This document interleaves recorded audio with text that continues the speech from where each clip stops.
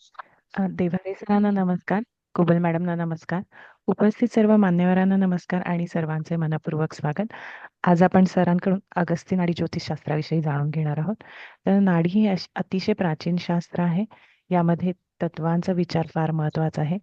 एखाद्या तत्वात कोणता ग्रह जास्त अंशावर आहे हे पाहून त्याचा प्रभाव हा आपल्यावर पडत असतो.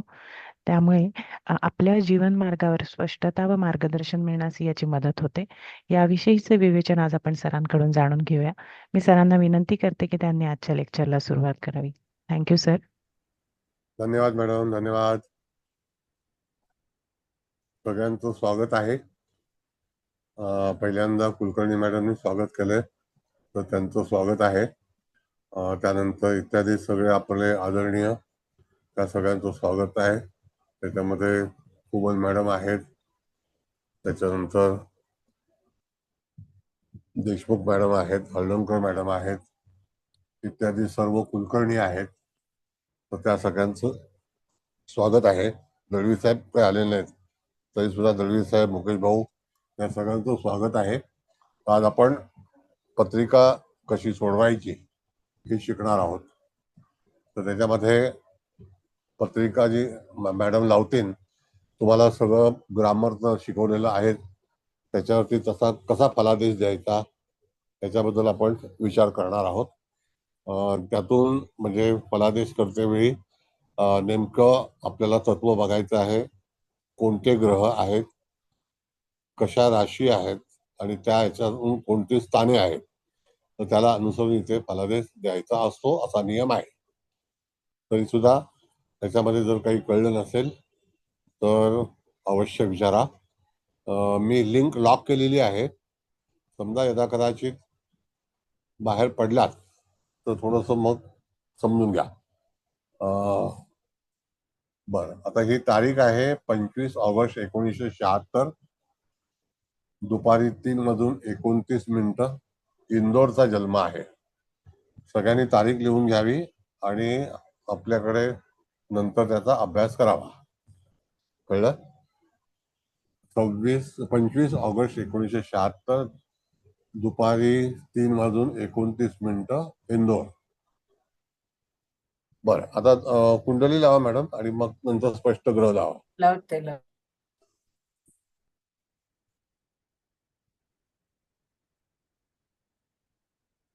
बरं, आता ही पत्रिका आहे. तर पत्रिका धनु लग्नाची पत्रिका आहे, 14 अंशाची. आता मुळात ही आपण जर पत्रिका पाहिली तुम्हाला तर धनु लग्न आहे. लग्नेश हा गुरु आहे. इथे गुरु दिसत नाही मॅडम मला. हा, गुरु सर षष्टात आहे, वृषभ राशी. वृषभ राशीला. मग सप्तमात नाहीये, अष्टमात कर्केचा शनी आहे आणि भाग्यात सिंहेचे शुक्र, सूर्य आणि चंद्र आहेत. दशमात कन्येचं मंगळ आणि बुध आहे. मग राहू वाटतं आपण घेत नाही, पण तो आहे लाभात ह्याचा तुळेचा. आणि ह्याच्यात व्ययात कोणी नाहीये. आता हे धनु लग्न आहे, याचा विचार करता तुम्हाला लग्न शिकवलेलं आहे की त्या लग्नामध्ये कुठले कुठले ज्या राशी असतात त्या राशी, त्याचा अधिपती हा कोणत्या राशीत आहे, कोणत्या तत्वात आहे, त्याला अनुसरून फलादेश द्यायचा असतो, असा नियम आहे.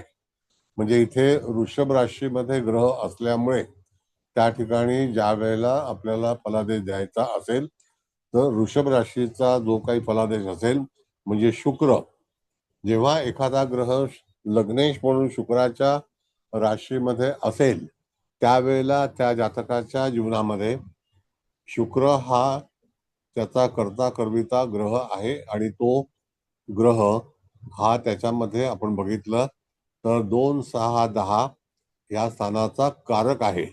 आता 2, 6, 10 म्हणजे आपण जेव्हा कालपुरुषाची कुंडली घेतो आणि तत्वाच्या अनुसरून 2, 6, 10 हे त्या ठिकाणी ही तत्व येतात. तर जातकाचं जरी गुरु हा कन्या राशीमध्ये असेल, मेष लग्नाला त्या ठिकाणी तो वृषभेला आलेला आहे आणि त्याच्यावरून वृषभेचा फलादेश जरी असेल तरी धनस्थान, षष्ठस्थान आणि दशमस्थान ह्याचा फलादेश द्यायचा. म्हणजे तिथे जातकाच्या जीवनामध्ये त्याची कारकीर्द किंवा त्याचे जे काही नियम आहेत किंवा तो कधी कामाला सुरुवात करेल किंवा कुठल्या तऱ्हेचं काम करेल. तर आता एक भाग असा आहे की ज्या वेळेला तुम्ही एखादी पत्रिका तुमच्याकडे आली तर त्या पत्रिकेवरती जेव्हा तुम्हाला फलादेश करायचा असेल तर त्या दरम्यान तुम्ही असा विचार केला पाहिजे की लग्नेश हा कोणत्या तत्वात आहे, कोणत्या राशीत आहे आणि ती रास कोणाच्या मालकीची आहे. तुम्ही स्वतःच्या पत्रिकेमध्ये सुद्धा जर अभ्यास केला तरी सुद्धा तुम्हाला बऱ्याच गोष्टी दिसून येतील की आपल्याला कोणत्या कोणत्या प्रांतातून प्रवास करावा लागलाय. आता त्याच याच्यामध्ये अगस्ती नाडीमध्ये फलादेश देतेवेळी तुम्हाला असा विचार केला पाहिजे की एखादा ग्रह जर समजा वृषभ राशीत आहे तर तो कन्या राशीचा आणि मकर राशीची जी तत्व आहेत, जी पृथ्वी तत्व आहेत, त्याच्यामधून पण त्या जातकाला तिथे प्रवास करावा लागेल. त्या तत्वांचे जे गुणधर्म असतील म्हणजे कन्या, मकर आणि वृषभ यांचे, तर त्याला सुद्धा त्याचा जो काही फलादेश आहे तो मिळेल. दुसरा भाग असा आहे की जर त्याच तत्वामध्ये जर जो ग्रह आहे, आता इथे शुक्र आणि बुध आणि मंगळ आहे त्या तत्वामध्ये, तर त्या ठिकाणी तुम्हाला बुध, मंगळ, गुरु हे 3 ग्रह एकमेकाच्या संयोगामध्ये तिथे आलेले आहेत. तर असं आपण जर पाहिलं तर बुध हा कन्या राशीचा आहे, तर त्याचा प्रभाव त्या राशीपुरता आपल्याला उच्चीचा ग्रह म्हणून तिथे त्याचा पृथ्वी तत्वातला जो ताबा आहे म्हणजे त्याच्याकडे होल्ड आहे तो फलादेश निश्चित देणार. म्हणून म्हणून त्या ठिकाणी जेव्हा तुम्ही फलादेश कराल तेव्हा आपल्याला असा विचार करून माणसाच्या जीवनामध्ये कोणत्या कोणत्या गोष्टी होतील, घडतील आणि त्याच्यावरती मंगळ बुधाची युती ही त्या ठिकाणी परमिटेड नाहीये. मग तिथे हानिकारक ठरणारा ग्रह कोणता आहे?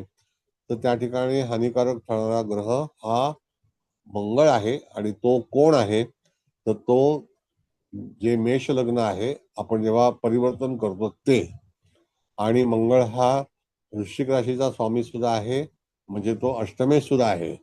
तर तुम्ही जर पत्रिका तपासली तर तुम्हाला कळेल की त्या जातकाच्या जीवनामध्ये अशा तऱ्हेच्या गोष्टी या घडू शकतात. त्याच्यातून त्याला कधी अपयश येऊ शकतं. मग त्याच्यावरती गुरु हा तिथे बलवान ग्रह आहे, म्हणजे त्या याच्या धडपडीतून तो निश्चितच त्याच्यातून काहीतरी मार्ग काढेल असा नियम असतो. म्हणजेच काय की तिथे तुम्हाला अशा तऱ्हेने फलादेश करून पत्रिका सुचवण्यात येणं गरजेचं आहे. काय म्हणणं आहे तुम्हाला? विचारा. तर मी विचारू काय? हा, हम्म. तर आपण आता ही पत्रिका म्हणजे मेष लग्नाची मांडून घेतोय. हा, तर मग आता धनस्थानात इथे गुरु तर आहे नो डाऊट, पण हे मारक स्थान आहे ना, आणि तो हो. धनेश शुक्र आहे, सप्तमेश पण शुक्र आहे, आणि तो सगळ्यात जास्त डिग्री घेऊन सिंह राशीत म्हणजे अग्नी तत्वात बसलाय. तर मग हम्म. आपण हा फलादेश कसा करायचा? हा, आता भाग असा आहे मॅडम की अग्नितत्वामध्ये तिथे बघा, हम्म. आपण बघितलं तर सूर्य, चंद्र, चंद्र शुक्र आणि आणि लग्न शुक्र, पण. हा, हा, आणि लग्न आणि पण. लग्न सुद्धा आहे. हं, हं, आता हा शुक्र ज्या तत्वात आलेला आहे हं, तर ते तत्व जे आहे ते कष्टकरी तत्व आहे.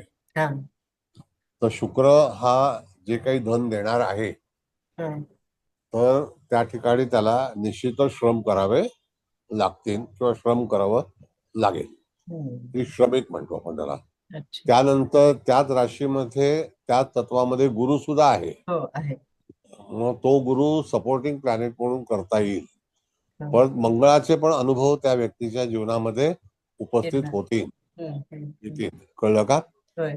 मग त्यामध्ये आपल्याला पाहायचंय की यदा कदाचित जातकाचा आपण जर विचार केला तर हं, लग्नेश म्हणून जे आता लग्न आलेलं आहे तर हं, ते अग्नितत्वाचं आहे. होय. म्हणजे तिथे 1-5-9चा विचार होईल.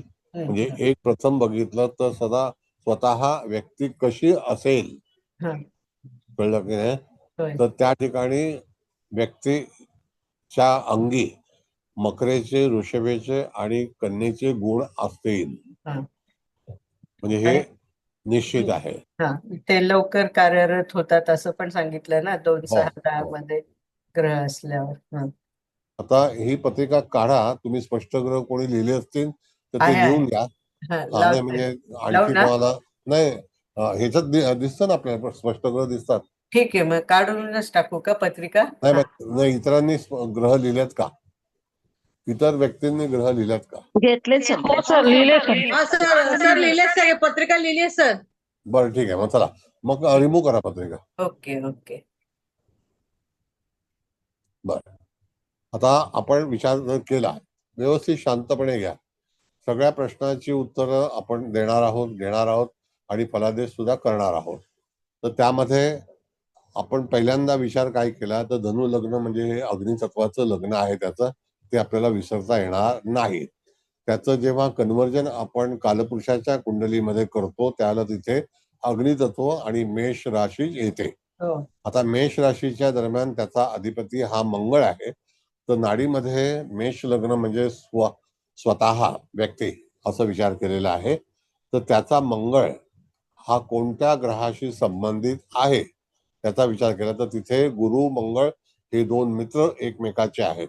हो. म्हणजे त्या ठिकाणी मेष लग्नाचा विचार केल्यानंतर तो त्याच तत्वामध्ये आहे पण गुरु सोबत आहे. अधिकतम त्या याच्यामध्ये ऍडव्हान्स प्लॅनेट कोणता आहे याचा विचार करायचा आहे. मंगळ स्वतःच आहे ना त्या हा तत्वात. हा. येस, हा. म्हणजे त्या ठिकाणी गुरु जरी मागे असेल, बुध जरी त्या ठिकाणी असेल तरी सुद्धा हे मला वाटतं जवळपास 6-7 अशाच अंशाशी संबंधित आहेत ना मॅडम? हा हा, मंगळ 7 आहे आणि हा गुरु आणि बुध मध्ये जस्ट कलांचा फरक आहे. 6° 36 गुरु आहे आणि 6° 1 कला हा हा आपला बुध आहे. हा. येस.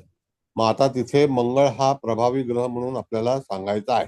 होय. आता जातकाने जेव्हा आपल्याला प्रश्न करू पण त्याच्या अगोदर जातक ह्याची जी आवड असेल तर ती आवड विचार करते वेळी त्याची आवड ही कला क्षेत्राशी संबंधित. कला ही फक्त ऍक्टिंग मध्ये होते असा बिलकुल समज करून घेऊ नका. कला ही इंजिनिअरिंग मध्ये सुद्धा आहे, कला आर्टिस्ट मध्ये सुद्धा आहे, कला चित्रकलेमध्ये सुद्धा आहे, कला एखाद्या अभिनयामध्ये सुद्धा आहे, कला संगीतामध्ये सुद्धा आहे. तर मंगळाची कला जी असेल ती टेक्निकल आहे. टेक्निकल अँड टेक्नॉलॉजी याचा विचार आपण करतो. आता त्याच्यासोबत असणारा ग्रह हा बुध आहे. मग हा बुध ग्रह हा अकाउंटन्सीचा कारक ग्रह आहे आणि गुरु सुद्धा फायनान्सचा कारक आहे. कधी कधी एखाद्या व्यक्तीच्या जीवनामध्ये मी तुम्हाला सांगतो की जगामध्ये अनेक लोक वेगवेगळ्या तऱ्हेची कामं करतात आणि ते त्यांना यश मिळतं. तर त्यांच्या ज्या काय ऍक्टिव्हिटीज असतात तर त्या कशा निर्माण होतात त्याला कारण त्यांचे ग्रह जे असतात ते त्याला त्याप्रमाणे वागायला प्रवृत्त करतात आणि त्याच्यामुळे ती व्यक्ती कशा कारणामुळे कोणत्या कारणामुळे सफलता प्राप्त करू शकली याचा आपल्याला विचार करायचा आहे. आता हे मी सांगतोय हे तुम्हाला कळतंय ना मॅडम? हो हो हो, समजतंय सर. हा, म्हणजे तिथे आपल्याला आता जर पाहिलं तर याच्यामध्ये ह्या पृथ्वी तत्वामध्ये मुख्य लीडर प्लॅनेट कोण आहे तर मंगळ आहे. होय होय. नाही का? हो, मंगळ म्हणजे आहे. त्या ठिकाणी तो लग्नेश म्हणून वृषभ, कन्या आणि मकर ह्या 3 राशी ज्या कार्यरत होणाऱ्या राशी आहेत आणि अतिशय मंगळ हा ग्रह असा आहे की तो जर कुंडलीमध्ये व्यवस्थित असेल अवस्थेमध्ये तर त्याला घाई असते. मंगळाचे माणसं बघा तुम्ही प्रत्येक ठिकाणी घाईने सगळं काम करणारे, म्हणजे त्या ठिकाणी कधी कधी पार्ट टाइम नोकरी करून उपजीविका करणारे, आपला व्यवसाय करणारे, आपल्या जीवनामध्ये संघर्ष करून यश मिळवणारे अशा तऱ्हेचं मंगळाचं विचार जे असतात ते त्याला तिथे श्रेय प्राप्त होतं. त्याच्या सोबत असणारा ग्रह हा बुध आहे. तर बुध हा पूर्णपणे बुद्धिमत्तेचा आणि विचारांचा कारक आहे. तो त्याला कदाचित अशा तऱ्हेच्या काही गोष्टी मिळवून देईल की त्या व्यापारी तत्वाच्या अनुसरून असतील. गुरु हा भाग्याचा कारक आहे, तो मंगळासोबत आहे आणि तो त्रिकोणाचा पण कारक आहे. जसा मंगळ केंद्राचा आहे मेष लग्नाला तसा गुरु हा त्रिकोणाचा पण कारक आहे. म्हणजे त्या ठिकाणी लग्नेश आणि त्रिकोणेश हे दोघं एकत्र त्या ठिकाणी ज्याला उपचय हे म्हणतो त्याच्यामध्ये मारकस्थान जास्त हे करू नका. अच्छा. तर त्याच्याकरता तुम्हाला धनस्थान, हो. षष्ठस्थान आणि दशमस्थान याचा विचार केला पाहिजे. चालेल. मग काही वेळेला जेव्हा प्रमुख एखाद्या यशस्वी व्यक्तींची पत्रिका आपण जेव्हा पाहतो त्यावेळेला तुम्हाला लगेच कुंडलीचं कन्व्हर्जन करता आलं पाहिजे. हो. आणि त्याच दरम्यान तिथे त्या ठिकाणी ती व्यक्ती कशामुळे ती सफलताकारक बनलेली आहे किंवा त्याला यश मिळवलेलं आहे असं आपण विचार करू शकतो. बोला. छान समजलं. हा. कोणाला काही विचार हरकत नाही. हा, काही हरकत नाही. कोणाला विचारायचं असेल तर विचारा. No problem. गुरु आता हे मी 3 ग्रह सर विचारू? पहिल्यांदा. हा, बोला मॅडम, बोला. तर आता इथं आपण पृथ्वी तत्वाचा विचार केला, जर असं मेष लग्नाकडूनही बघितलं तरीही आता कन्येमध्येच मंगळ बुध आहेत. तर तुम्ही म्हणतात की मंगळ हा ऍडवायझेबल नाही, मग काही प्रकारचे त्रास होतील त्याला, पण गुरु सांभाळून घेईल. पण मंगळाचे त्रास होतील ते नक्की कोणत्या प्रकारचे होतील? कारण तो नोकरीच्या ठिकाणी म्हणजे षष्ठ स्थानाचा कारक म्हणूनही आपण जर बघायला गेलं तर तिकडूनही षष्ठातच ते येतात ग्रह. तर त्याचे निर्णय काही चुकतील का, किंवा कशा पद्धती मंगळ त्याला त्रास देईल असं मला म्हणायचं. बरं, सांगतो तुम्हाला. आता असं आहे, अशा वेळेला तुम्ही लोहाराकडे जायचं. बर. लोहाराकडे जे काही साहित्य बनतं तर ते अग्निशिवाय बनत नाही, एवढं नक्की. हो हो, तापवल्याशिवाय नाहीच होत ते अग्नीमध्ये. आणि त्याच्यामध्ये मंगळाचं सहकार्य आहे. हो त्याच्यानंतर आहे. त्याच्यावरती घाव घातले जातात, म्हणजे हो, ठोककाम केलं चिन्नीनी. जातं. हो हा, हो, म्हणजे हातोडीने म्हणा, चिनीने म्हणा, हातोडी मशीनने चिन्नीनी. हो म्हणा. हा. हो मग त्यावेळेला तिथे मंगळाला हे सहन करावं लागतं, जे बरोबर आहे. त्याच्यावरती घाव होतात किंवा त्याच्यावरती आघात फटके होतात म्हणून. पडतात, आघात होतात, हो ते हो सगळं मंगळाच्या नशिबात ठरलेलं आहे. त्याशिवाय एखादी गोष्ट बनणार नाही. हो कळलं का? कुठलीही गोष्ट बनवताना जर समजा आपण बघितलं तर एक सोनार आहे समजा आणि तो अंगठी बनवतोय. परवाच्या लेक्चरला तुम्ही नव्हतात. एक हो विशिष्ट प्रकारच्या अंगठ्या आम्ही दाखवल्या होत्या. तर त्या ठिकाणी ती अंगठी बनवताना तिथे अग्नीचा वापर आहे, शुक्राचा वापर कला म्हणून आहे, आणि शनी हा जो आहे तो ठोककाम करण्याचा कारक म्हणून आहे. म्हणजे तिथे मंगळ हा मुख्यतः तप्त वातावरणामध्ये त्याला तिथे चटके फटके खावे लागतात. त्या तर मग जहाजाच्या खिळ्याच्या अंगठ्या म्हणताय का? हो, हा. मग ते दाखवलं होतं, तुम्ही नव्हतात हो त्यावेळेला. तर मग अशा वेळेला त्या ठिकाणी त्या जातकाच्या जीवनामध्ये निश्चितच असा प्रवास करावा लागेल. त्याला बऱ्याचशा गोष्टी सहन कराव्या लागतील. अधिक तो त्याच्यामुळे चिडखोर बनेल की त्याला ते काय का मिळत नाही. पण त्याचा मित्र गुरु हा हं. त्याच राशीमध्ये तिथे सोबत आहे. तिथे गुरुची स्वतःची रास नाही 2-6 नाही. मध्ये, हो हो पण बुधाची रास आहे. तर बुध हो हा त्याला व्यापारी गोष्टीमध्ये चांगलं यश मिळवून देईल. मंगळ हा स्पिरिट आहे किंवा त्याचं जे काही धावपळ आहे ते काम करण्याचं काम करेल, आणि धावपळ केल्याशिवाय भाग्य होत नाही. म्हणजे त्या ठिकाणी आपल्याकडे जर एखादा मनुष्य प्रश्न घेऊन आला तर त्यावेळेला त्या तुम्हाला अशा रीतीने फलादेश करता आला पाहिजे. म्हणजे भाग्य थोडक्यात हे ते निश्चित. तणावग्रस्तच आयुष्य राहील का, नोकरी संदर्भातलं थोडस धावपळ? दरवेळेला पण आता तुम्ही दरवेळेला जे नाही, म्हणलात पण ते. अशा हा थोडक्या घटना अशा होतील. हा, दरवेळेला तशाच घटना होतील असं नाही. असं नाही. कसं हा. असतं की मंगळ जरी असला तर एक हं. वेळेला तो पनिशेबल असतो, पनिशमेंट त्याला मिळते. त्याच्यानंतर बरोबर. तो पुन्हा त्या ठिकाणी उभा राहतो. हो उभा राहतो. वारंवार उभा राहतो. प्रयत्न हो करणारा प्लॅनेट आहे. बरोबर. हो वारंवार प्रयत्न करणारा प्लॅनेट आहे. मग तिथे बुध हा लौकिक आहे, बुद्धिमत्ता आहे, गुरु हा भाग्य आहे. ते तिन्ही ग्रह आल्यानंतर त्यातला सगळ्यात ऍडव्हान्स अच्छा, प्लॅनेट हा मंगळ असून मंगळ आहे. तो हो त्या ठिकाणी चांगल्यापैकी कार्यरत होईल, श्रमिक म्हणून. ओके. म्हणजे कधी अपयश जरी आलं तरी पुन्हा तो तेवढ्याच ताकदीने पुन्हा उभं राहील, आणि गुरु हो तिथे हो, सहाय्यकारक ठरेल, आणि बुध पण मदत करेल त्याला. नक्की ओके नक्की. ओके. गुरु आलं सपोर्टिंग लक्षात. प्लॅनेट आहे. हा, हो सर. आलं. धन्यवाद सर. छान. धन्यवाद. सर एका याच्यावर 2-2 ग्रह असतील तर कसं करायचं आपण? आता हे 3 आहेत बघा ना मॅडम, आपण बघितलं 3 ग्रह आहेत. नाही, एखाद्या पत्रिकेत 2-2 ग्रह असतात. ही पत्रिका म्हणत नाही, अशी दुसरी पत्रिकेमध्ये 2-2 ग्रह आहेत. एक ग्रह, आता माझ्या पत्रिकेत तर पृथ्वी तत्वाचे ग्रहच नाहीत. पृथ्वी तत्व तर काय मी सांगणार लोकांना माझं? तुम्ही आराम करताय. खूप अरे उपभोक्ता आहे. काम न करता जगताय ना. हो ते तर आहे सर, पण घरचं करायला लागतं की हाऊसवाईफ पण जास्त महत्वाचं आहे. त्याला त्याला त्याला काम म्हणतात काय? मग आपण लग्न काय नोकरी म्हणून करतो का हो पण मॅडम? ते पण महत्वाचंच काम आहे सर. असं नाही हो, असं नाही. काम करणं, व्यवसाय करणं, बाहेर जाणं, घरातून मिळकत आणणं, या सगळ्या गोष्टी वेगळ्या आहेत. नाही नाही, कळलं का? आपलं मजेने चाललंय म्हणून म्हणलं. नाही मला बरं. करायलाच नाही मिळालं, तर सांगते मला मनात खूप होतं, पण नाही घरच्या मिळालं. मनात असेल पण व्यवहारात आलं पाहिजे ना. नाही बर, काहीच मिळत नाही. हा आता असं आहे, आणखी सांगतो तुम्हाला 2 मिनिटं.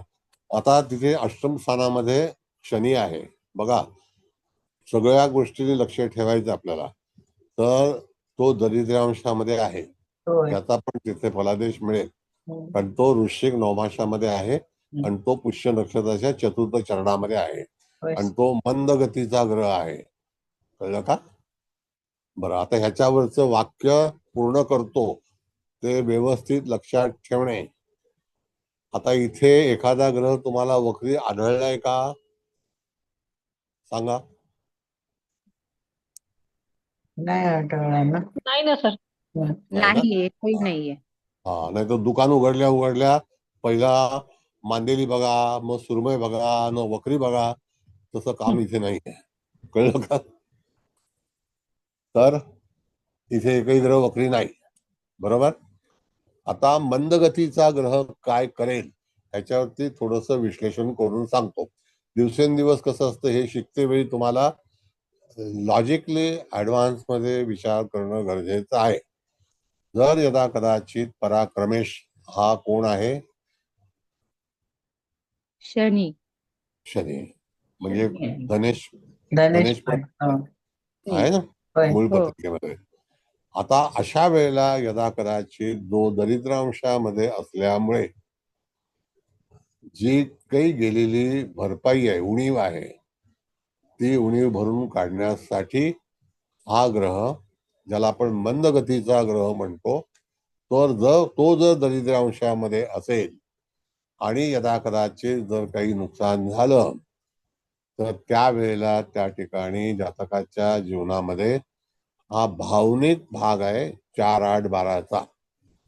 तर त्यावेळेला तिथे नुकसान होणं निश्चित आहे आणि अशा वेळेला ते रिकवर करतेवेळी दीर्घ कालावधी लागणे हा त्याच्यामधला भाग आहे.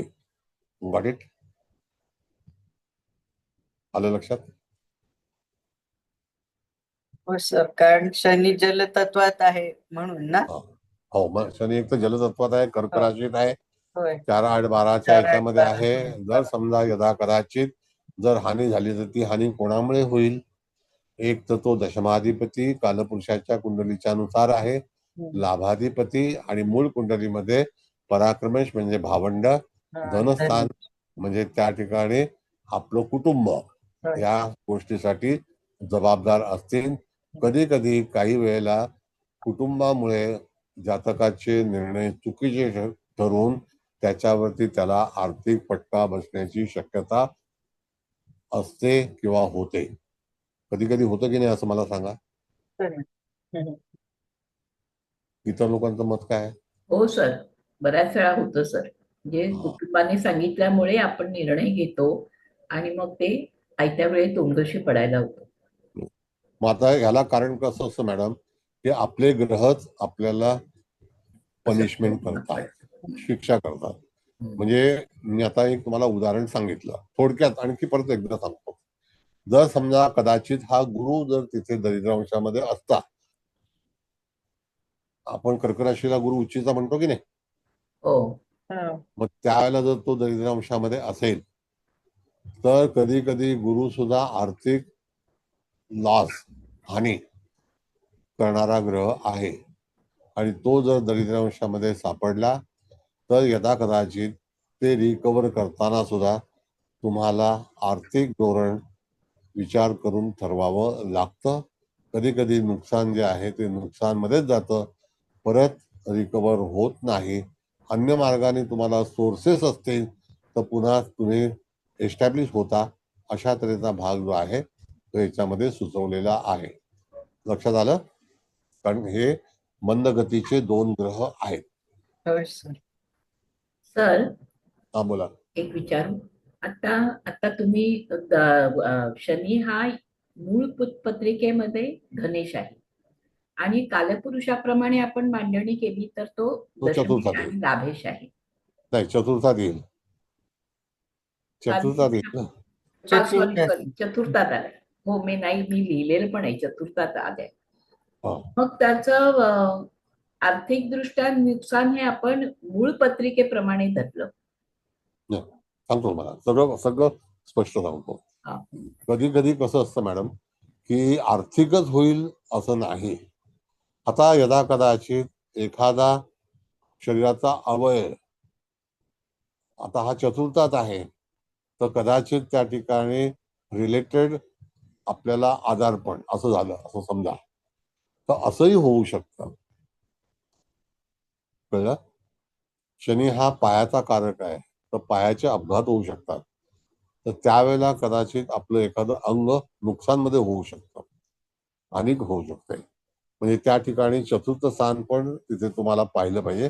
म्हणून नाडीमध्ये जेव्हा तुम्ही फलादेश देणार आहात किंवा विचार करणार आहात त्यावेळेला तुम्हाला पूर्णपणे लॉजिक असं वापरूनच फलादेश देता आले पाहिजे. आता हा शनी आपल्याला पहिल्यांदा ओळखता आला पाहिजे की हा दरिद्रांशामध्ये आहे का. कळलं? सर, हा बोला. इथं आपण जेव्हा अगस्ती नाडीचा विचार करतो तेव्हा मूळ कुंडली आणि अगस्ती नाडीनुसार आपण जे पुन्हा ह्याची कुंडली मांडतो आपण मेष लग्नानुसार ह्यांचा हो. साकल्याने एकत्रित विचार करून जर फलादेश घ्यायला गेला तसं बऱ्याच अंगांनी असा एकत्रित आपल्याला फलादेश मिळू शकतो. जो नॉर्मल आपण लग्न कुंडलीनुसार विचार करायला गेलं तर जेवढा मिळत नाही तेवढा अगस्ती नाडीनुसार सर जास्त पिक्चर क्लिअर होतं असं म्हणायला हरकत नाहीये ना सर? असं आहे, विश्लेषण करतेवेळी तुम्हाला हे साहित्य सोबत पाहिजे. कसं असतं बरोबर. की एक मोटर मेकॅनिक आहे समजा, त्याच्याकडे टूल्स हा, पाहिजेत. अर्थातच. हो, त्याच्याशिवाय तो तिथे इंजिन उडू शकत नाही. नाही बोलू शकत. हो, तुम्ही टीव्ही रिपेअरकडे जरी गेलात तरी त्याच्याकडे इक्विपमेंट असतात की जे टेस्ट करतात. बरोबर आहे की नाही? हो, का होतं असं? कारण त्याच्याकडे टूल्स हवेत. त्याला बरोबर. तो शोधायचा असतो, फॉल्ट शोधायचा असतो. म्हणजे काय नक्कीच. चुका आहेत त्या शोधायच्या असतात. मग अशाच वेळेला जर तुम्ही चौफेर कुंडली पाहणं म्हणतात त्याला. हा, चौफेर एक्झॅक्ट. हा, तो आता शब्द तुम्ही बरोबर सांगितलात. हा, हा, तसं आपण अगस्ती नाडीनुसार चौफेर बघू शकतोय सर, हेच मला म्हणायचंय की आहे. भरपूर गोष्टी बरोबर. क्लिअर होतात. हो हो हो. आता कुठली गोष्ट बघा मॅडम, काय असतं माहितीये का, की समजा हे मुलीचं प्रपोजल आहे असं आपण समजूया. हा, ठीक आहे. आणि एखाद्याला हे एक मुलगी सांगून आलेली आहे आणि तो हिच्याशी विवाह करणार आहे आणि त्यावेळेला हा, त्यांनी तुम्हाला पत्रिकेचं विश्लेषण सांगितलं. हा, नुसतं वाचस्पती, नुसतं PhD, नुसतं प्रवीण, नुसतं प्रज्ञा शास्त्री. होऊन शास्त्री, हा शास्त्री मोठा भाग आहे, होऊन काही उपयोग होत नाही मॅडम. बरोबर आहे सर. हा, कळलं? आता हो परवा सर. एका व्यक्तीचा सत्कार होता, सगळ्यांना जमा केलं, वाहवा झाली. आता त्या ह्याच्यामध्ये मी इथे जाऊन अभ्यास केला, तिकडे जाऊन ती सगळी स्टोरी कळवायची होती, पण सगळ्यांना एकत्र आणलं. पण केलं काय तर वाचस्पती एकदम नॉमिनल हे आहे. ही डिग्री बिग्री कुछ नाही आहे. आता उद्या तुम्हाला तुमचं नाव डोंबिवलीकर सांगितलं तर, कल्याणकर सांगितलं तर कसं आहे ते वाचस्पती. बरोबर आहे सर. बरोबर आहे सर. म्हणजे फार मोठं आहे असं काही नाहीये. मग सर, जर कुठलीही समजा डिग्री तसं बघायला गेलं तर एक कागद आहे सर. तर तो ज्ञान जे काय आहे ते सगळं तर तुमच्या डोक्यात आहे आज. हा, त्या मग नुसत्या तशाच कागदाला तसाही प्रकारे बघायला गेलं तर काही अर्थ नाहीये सर. बरोबर आहे. तर त्या प्रमाणे तुम्ही जेव्हा तिथे जाल, चौफेर तुम्ही कुंडली पाहाल. आता हे जे मुद्दे आपण चर्चा करत आहोत तर लगेच हो कालपुरुषाला आपण चतुर्थ स्थान पकडलं, हो शनीला अष्टम स्थान पण पकडलं मूळ हो कुंडलीमध्ये, हो. दशमेश दरिद्रांश आहे पण इथे, पकडला, तृतीयेश पण. हो, दरिद्रांश पण पकडला, पकडला. हो त्याच्यानं जलतत्व पण पकडलं, भावना पण हो, आल्या. भावना पण आल्या. हो, बरोबर आहे? त्यातलाच एक बरोबर. प्लॅनेट तो वृश्चिक मध्ये दाखवतो म्हणजे भावंड पण आली, होय, बरोबर नाही आहे. का? मग होय. जीवनातल्या ज्या सगळ्या घडामोडी ज्या आहेत ना मॅडम, त्या जेव्हा तुम्हाला एखाद्या व्यक्तीच्या जाणून घ्यायच्या असतात की खरोखर हा त्या व्यक्तीला कुठल्या कुठल्या प्रांतातून प्रवास करावा लागेल, बरोबर आहे सर. तर तो शोध जो आहे तो तुम्हाला याच्यातून घेता येतो. नक्कीच नक्कीच आहे सर. तुम्ही आणखी मगाशी अगदी म्हणलं तर चौफेर आपण पाहू शकतो, तसं चौफेर खरंच ही पत्रिका म्हणजे अगदी नाडीनुसार नक्कीच पाहता येते सर. म्हणजे सगळं लॉजिक जे आहे ते तुम्हाला चारी बाजूने, उद्या हो समजा की तुम्ही कोणाची पत्रिका पाहणार नाही, पण ऍटलिस्ट तुमच्याकडे हे ज्ञान जमा झालेलं आहे, मिळवलेलं आहे, तर काय वाईट आहे? नाही सर, ते वाया जाणारच नाही. आणि आता एकदा जर अशी नजर बसली ना सर, ह्या दृष्टीनं अगदी नाडीच्या दृष्टीने जरी बसली ना नजर, तर नक्कीच सर ह्या गोष्टी जसं जशा पत्रिका समोर येतील तसं तसं ऑटोमॅटिक ते होत जाणार आहे सर. हा. मग त्याच्यामध्ये मांदेली बघा, सुरमई बघा, तर काय बघा, मग काय आहे का त्याच्यामध्ये? काय नाही सर, नाही होणार ते. मग आता हे लॉजिक कोण शिकवणार? उद्या तुम्हीच तर तुम्ही शिकवताय सर. नाही नाही नाही, तसं नाही. मी माझं सांगत नाही, पण तुम्हाला सुद्धा आता तुम्ही जेव्हा अभ्यासू आहात तर तुम्ही ते करू शकता ना. नक्कीच करू शकतो सर याचा वापर. आणि ते म्हटलं ना, एकदा लक्षात आलं नाही ह्या गोष्टी कुठल्या अंगाने कसं बघायच्या अगस्त नाडीनुसार पत्रिका, तर नक्की सर ते एकदा सवय लागली की नक्की सर ते व्यवस्थित जमू हा, शकेल. सवय हा जो भाग आहे ना, हा कसं हा असतं की तुम्ही आता स्वतः गृहिणी आहात, तुम्ही निरनिराळे पदार्थ बनवतात, त्यावेळेला तुम्हाला सुचतं की कुठलं साहित्य पाहिजे तुमच्याकडे, बरोबर. हो हो की नाही? तसंच आहे. मग ते हो साहित्य तुमच्याकडे असेल, तसं हे ज्योतिषातलं साहित्य आहे. म्हणजे तिथे जेव्हा तुम्ही हे करणार असाल त्यावेळेला तुम्हाला ते उत्तर देण्यासाठी लागणारं साहित्य हे तुमच्या समोर कुंडलीच्या रूपाने तिथे उपलब्ध आहे उपलब्ध आहे. होय सर. आणि त्याचा वापर करायचा असतो. नक्कीच करणार सर, नक्कीच करणार. तुम्ही एवढं छान शिकवलं आणि समजतंय सर व्यवस्थित ते कुठल्या बाजूने कसा विचार केला पाहिजे. कारण आता हे दोन्ही बाजूनी विचार करता येतो एकत्र. मूळ कुंडली, आपलं कालपुरुषाची कुंडली, शिवाय तत्व, कुठला ग्रह जास्त प्रबळ आहे, ह्या सगळ्याच गोष्टीने सर एकत्र साकळल्या आणि विचार करता येतोय सर याचा नक्कीच. Yes yes. आता दुसरा भाग असा आहे ना मॅडम, की आपण विचार केला भावनिक म्हणजे कर्क आली, हो हिंसा म्हणजे वृश्चिक आली, बरोबर. आणि देवधर्म म्हणजे मीन आली. मीन आली. हो बरं, आता समजा जर एखादा दरिद्रांशामधला जो ग्रह आपण सूचित केलेला आहे हा त्याच्याबद्दल आपण चर्चा करीत आहोत, तर कधी कधी माणसाला परमेश्वराकडे जावंच लागतं, त्याला आराधना करावीच लागते. कितीही नास्तिक मनुष्य असला असला. तरी होय सर. सुद्धा शेवटला त्याला परमेश्वराकडे जावं लागेल. आता हा तसाच ग्रह ह्या जातकाच्या जीवनामध्ये त्याला तिथे मीन राशीशी संबंध आल्यानंतर पूर्णपणे तिथे प्रवास करावा लागेल. बरोबर सर. बरं, एक मिनिट मी लॉक खोलतो. एक मिनिट जरा मॅडम, बरेच लोक बाहेर पडल्यात, पण नेटचा प्रॉब्लेम असतो ना.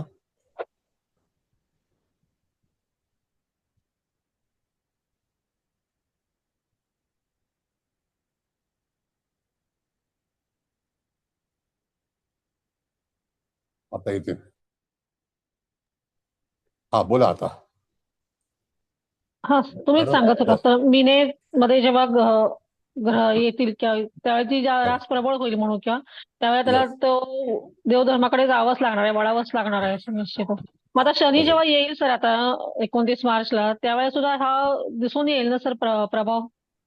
नाही, आता काय गमत आहे की तो कारण तिथपर्यंत कधी हा जाईल, बरोबर. अच्छा हा हा तो ओके तिथपर्यंत कधी जाईल. आता 13°20 कला ते 16°40 कलेपर्यंत चालेल. हा दरिद्रांश आहे. मग हो ते हो अंतर, ते डिस्टन्स हे करताना तुम्हाला त्या तिथूनच पुढे जाऊन बरोबर. अशा गोष्टीचं फलित प्राप्त होईल. कळलं? अर्धापर्यंत तरी म्हणजे परत परत मध्ये वक्री होणार परत तो 10 वर्षामध्ये येस सांगितलं येस. तसं. हो हा, बरोबर सर. पण जन्मताच हा इथे आपल्याला सापडल्यामुळे तिथे त्याच्या जीवनामध्ये अशा गोष्टी ह्या निश्चितच घडणार आहेत. हो सर. आता ही फक्त तपासणी आपण काय केली, फक्त दरिद्रांशाची का घेतली? कालच्या पत्रिकेमध्ये जेव्हा तुम्ही नव्हता तर तेव्हा चंद्र हा दरिद्रांशामध्ये होता, मिथुन लग्नाला. कळलं? आणि त्या व्यक्तीचं साधारणतः फार मोठ्या प्रमाणामध्ये आर्थिक नुकसान झालेलं आहे. कमीत कमी 500 कोटी. अरे बापरे, कमीत कमी. आणि 4 वर्ष जेलमध्ये आहेत तो भाग वेगळा. मग असं सर मग हे कव्हर घरचं होत नाही का यांचं सर? नाही होत.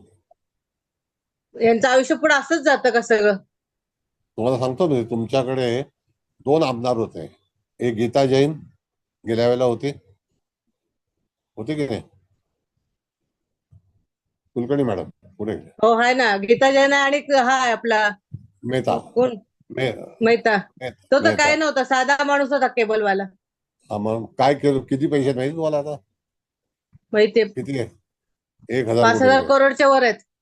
हा, नाही 5,000 नाही, 1,000 कोटी रुपये आहेत.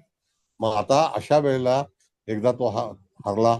कोणासमोर हरला? तो गीता जैन समोर हरला. बरोबर आहे. लोकांनी त्याला चिडवलं, अरे औरत के सामने हार गया. कळलं? परत उभा राहिला. कशी शक्ती आहे ती माहिती आहे तुम्हाला? ती वृश्चिकेची आहे, मंगळाची आहे. म्हणून तो पुन्हा उभा राहिला. हे गणित आहे, फलित आहे. सर त्याचं समजलं ऑफिस का? माझ्या बिल्डिंग मध्ये होतं पहिलं. काही नव्हतं 2001-2 साली त्याचं, आणि आता आज कुठल्या कुठे येतो. आमच्या बिल्डिंग मध्ये होतं, लाजरस पार्क मध्ये, गोडदे नाक्यावर. बरोबर. असं आहे. म्हणजे तिथे तुम्हाला फलित करतेवेळी हा सगळ्या गोष्टीचा आधार घेणं आवश्यक आहे. बरं, आता इथपर्यंत झालं तुमचं पूर्ण. वृषभ रास कळली तुम्हाला व्यवस्थित. त्याच्यामध्ये मंगळ, बुध, गुरु हा 3 ग्रहांचा युतीचा जो भाग आहे, हे 3 ग्रहांमध्ये 2 ग्रह एकमेकाचे मित्र आहेत. बुध जरी मित्र नसला तरी सुद्धा तो त्या ठिकाणी सपोर्टिंग प्लॅनेट म्हणून आणि सल्लागार म्हणून, ज्याला आपण म्हणतो बुध हा सल्लागार आहे, तर त्या ठिकाणी सुद्धा बुध हा उपयोगात येईल. का येईल? कारण त्याच्याकडे कन्या रास उपलब्ध आहे म्हणून. कळलं? एखाद्या तत्वामध्ये जर त्या ग्रहाची स्वतःची रास असेल तरी सुद्धा तो ग्रह आपल्याला तिथे सहाय्य करण्यासाठी आवश्यक असतो किंवा तयारी असते. बोला. नमस्कार सर. नमस्ते. इथे संपूर्ण कुंडलीचा ताबा अग्नितत्वाने घेतला असं म्हणता येईल का? कारण अग्नितत्वाचं लग्न आहे आणि हो. शुक्र सगळ्यात त्याने जास्त अंश भोगलेत, 27 अंश. हो. मग हो. त्याचा प्रभाव पण असेलच ना अगस्ती लीडर ऑफ दॅट जोडिया म्हणजे त्या शुक्र. हा, तत्वाचा तो. आणि त्या एंटायर तत्वाचा कुंडलीमध्ये आपण गेल्याला पण बरोबर तुमचं म्हणणं. आपण हो. गेल्याला पण म्हटलं होतं असं की जो ग्रह जास्ती ऍडव्हान्स मध्ये असेल 9 ग्रहांमध्ये, 7 ग्रहांमध्ये, तर त्याचं महत्व जास्ती असतं. आता ते महत्व काय आहे तर ऐका. ते हो, महत्व आहे सप्तम स्थान. कळलं? आता ज्या वेळेला हा पुरुष आहे तर ह्याचा जोडीदार हा शुक्र आहे. बरोबर. बरोबर. हो. मग यदा कदाचित भाग्याला कलाटणी किंवा जीवनाला कलाटणी कधी मिळेल? ज्या वेळेला विवाह होईल. हा, यस. विवाह झाल्यानंतर जातकाच्या जीवनाला कलाटणी मिळेल. हो सर. आणि सगळ्यांना चांगले हे मिळाले, सूक्ष्म अंश. सूक्ष्म. मग आता शुक्र, तिथे सूर्य, yes, चंद्र. हो. yes. बरं, आता तिथे शनीचा फलादेश पण जीवनामध्ये लागू पडेल म्हणजे पडेलच, हे लक्षात घ्या. हो हो हो. मग शनीला पण हो.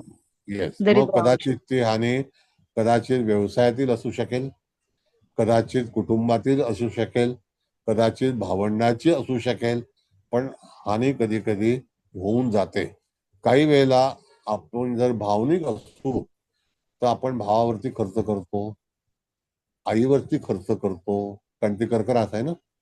हो. मग अशा वेळेला आता जी एक केस झालेली आहे, 37 लाख रुपये आईवरती खर्च केले. त्याला मी किती वेळा सांगितलं, तू आईला हॉस्पिटलमध्ये नेऊ नको. Now she 81 I think. तर तिला आता तू काजू बदाम घालून काही उपयोग होणार नाही. तिचं आयुष्य भरत आलेलं आहे. पण तरी सुद्धा भावनिक प्रेम असतं ना. हो सर. हो. मग त्यांनी नेलं हॉस्पिटलला. तिकडे चांगल्यापैकी 37 लाख रुपयाचं बिल झालं आणि घरी आणल्यानंतर आई 2 दिवसात देवाघरी गेली. अरे बापरे. हा, मग हे असं का घडतं? जेव्हा पैसे जायचे असतात तेव्हा हो पैसे जातात, जातात. यायचे असतात तेव्हा येतात, असं आहे. आणि सर आता ह्या कुंडलीत वायुतत्व पूर्ण रिकाम आहे, कारण आपण राहू केतूला कन्सिडर नाही करत आहे. नाही तर मग नाही. त्यावेळी आपण वायुतत्वाचं बद्दल काय म्हणू शकतो याच्यात? त्यांचे अधिपती कोण आहेत? एक शनी आहे, एक शुक्र आहे, अ, एक बुध आहे, हो आहे का? बरोबर. हो हो हा. हो. आता इथे वाचस्पती आणखी कोण कोण आहे?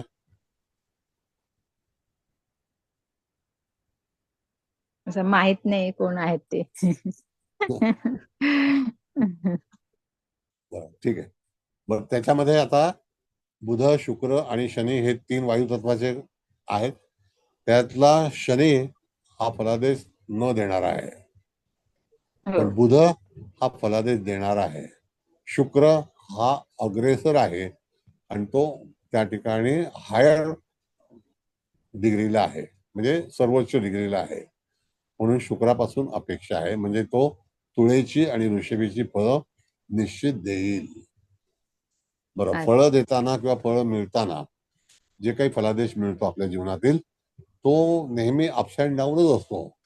जसं आता हो एक बरोबर साधं आहे. उदाहरण बघा तुम्ही, की गेल्या वेळेला ट्रम्प हरले, बरोबर आहे, हो हो हो पण त्याचा मंग एवढा बरोबर आहे. स्ट्रॉंग आहे की त्या माणसाने परत उभं राहून पुन्हा निवडणूक लढले आणि ते जिंकले.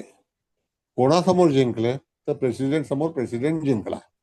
पूर्वीच्या काळामध्ये त्यांचा जो ज्युनियर होता बायडन, तो प्रेसिडेंट झाला. बायडन हो पहिला हो त्यांचा सर. बायडन ज्युनियर होता. मग आता ज्युनियर होते. त्या ठिकाणी ज्युनियर होता.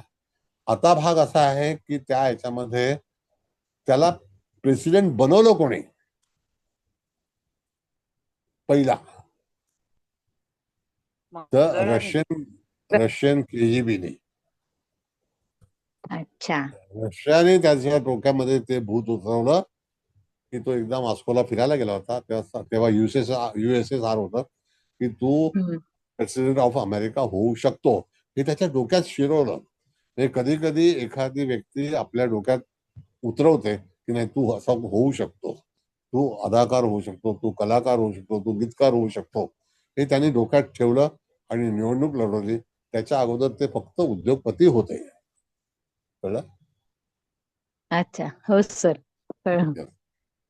म्हणजे काही वेळेला आपल्या जीवनामधल्या घडामोडी ह्या तुम्हाला व्यवस्थितरित्या कथन करता आल्या पाहिजेत. बरोबर. हो सर, छान. म्हणजे इथे तुम्ही विचारल्या प्रश्नाला मॅडम, अग्नितत्वामध्ये शुक्र बलवान आहे आणि तो त्या ठिकाणी सप्तम स्थानाचं नेतृत्व करतो, म्हणजे तुळेचं करतो, बरोबर आहे. तुळेचं हो. ते वायू तत्वाचं आणि त्या. तो हो आलेला आहे, तो आलं. श्रमिक राशीमध्ये आहे. हो म्हणजे श्रमिक तत्व आहे ना ते. अग्नितत्व हो म्हणजे हो श्रमाचं अग्नितत्वाचं. तत्व आहे. हो Yes. हो सर. वृषभेचं आणि कन्येचं हे बौद्धिक तत्व आहे. तसं वायुतत्व सुद्धा इंटेलेक्च्युअल आहे. हो ऋषभ आणि कन्या हे सुद्धा व्यापारीच्या दरम्यान आहेत. तुम्ही आवर्जून बघा मॅडम, मनुष्य जसं लहान असतो, आता तुम्ही सुद्धा लहानच आहात, तर साधा आपण जर तुम्ही विचार केला तर तुम्ही एक आता उत्तम व्यावसायिक आहात. पण तुम्हाला कधी वाटलं होतं का की तुम्ही व्यावसायिक होऊ शकाल म्हणून? नाही सर, असं नव्हतं वाटलं. मग आता तुम्ही तुमच्या कुंडलीमध्ये तपासणी केली तर 2, 6, 10 आणि 1, 5, 9 मध्ये एखादा तरी ग्रह आहे का? हो हो आहे. हो सर. आहे ना. मग हो. तुम्हाला ती संधी त्या 2, ग्रहाने 6, दिली की 10चं नाही? तुम्ही म्हणजे सॉरी मी मध्येच बोलली. 2, 6, 10चं तुम्ही ते अगोदरच म्हणजे वारंवार उल्लेख केलेला आहे. आज नव्यानेच असं नाही की हा, पृथ्वी तत्वात ग्रह असतील तर ते कार्यरत असते. हा. ते पण फिक्स तुम्ही डोक्यात आहे आणि ते बरोबर आहे. हो मग सर, तुम्ही अगदी. आयुष्यात कधी विचार केला होता का की मी उत्तम ज्योतिषी बनेन आणि सल्लागार होईन?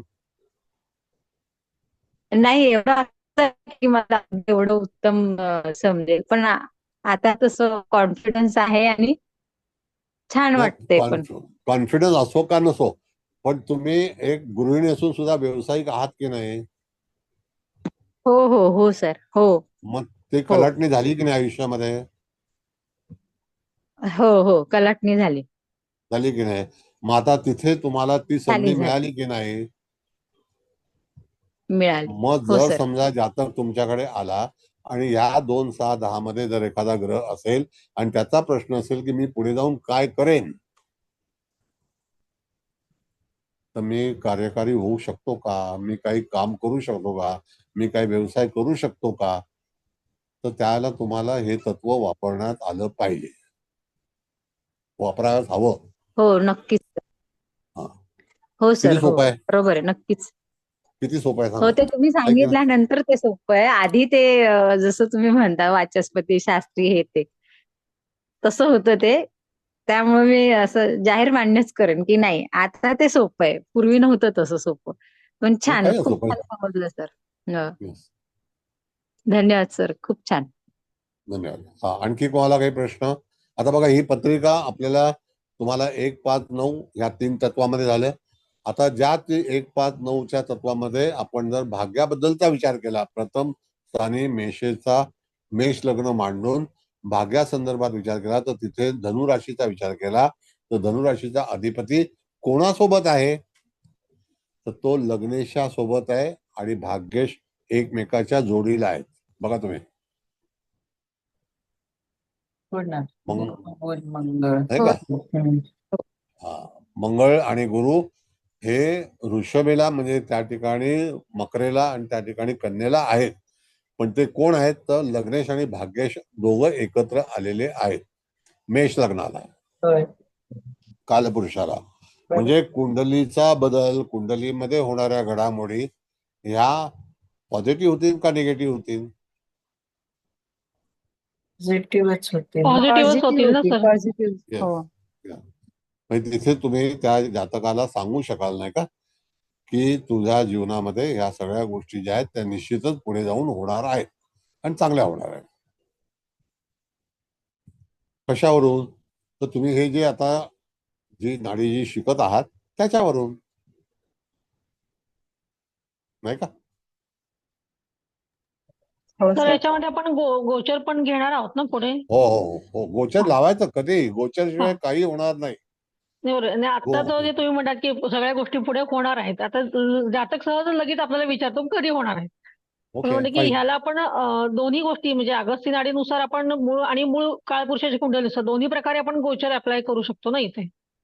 आता बघा, असं आहे सिंपल हा. गोष्ट, जीवनात अनेक घडामोडी या ट्रान्झिस्ट मध्येच होतात. बरोबर. What is the actually meaning of transit? तुम्ही जेव्हा एखाद्या ट्रेन मधून बाहेरगावी जाता म्हणजे दूरचा प्रवास करता, हो. तर तुम्ही ट्रान्स मध्ये असता की नाही? होय सर. म्हणजे प्रवासात असता, बरोबर आहे? बरोबर. बरोबर. आता ट्रान्स या शब्दाचा अर्थ हा काय आहे? तर तिथे प्रवासी आहे, ट्रान्सपोर्ट, हो ट्रान्झॅक्शन, हे पण ट्रान्सच आहे ना. हो हो. ट्रान्झॅक्शन म्हणजे घेवाण-देवाण, ह्याच्यामध्ये घेवाण सुद्धा देवाण. हालचाल हो होते ना. हो हालचाल होते हो ना सर. त्याची. हो मग सर. प्रवासामध्ये पण हालचाल होते. हो मग त्या ट्रान्झॅक्शन्स मध्ये जे तुम्ही घेवाण-देवाण करणार आहात किंवा एखादं ट्रान्सपोर्टेशन आहे, कदाचित तुम्ही एखादा प्रवास करणार असाल, तर त्या दरम्यान तुमच्या जीवनामध्ये तिथे निश्चितच घडामोडी होतील. त्या कशा स्वरूपाच्या असतील? तर तिथे गुरुमंगळ बुध आहे, तर हो. व्यापारी ट्रान्झॅक्शन होईल. अच्छा. यदा कदाचित तुम्ही प्रवास कराल तर त्या ठिकाणी गुरु सोबत आहे, तर त्या ठिकाणी आध्यात्मिक प्रवास होईल, हो धार्मिक होईल, बरोबर. हो.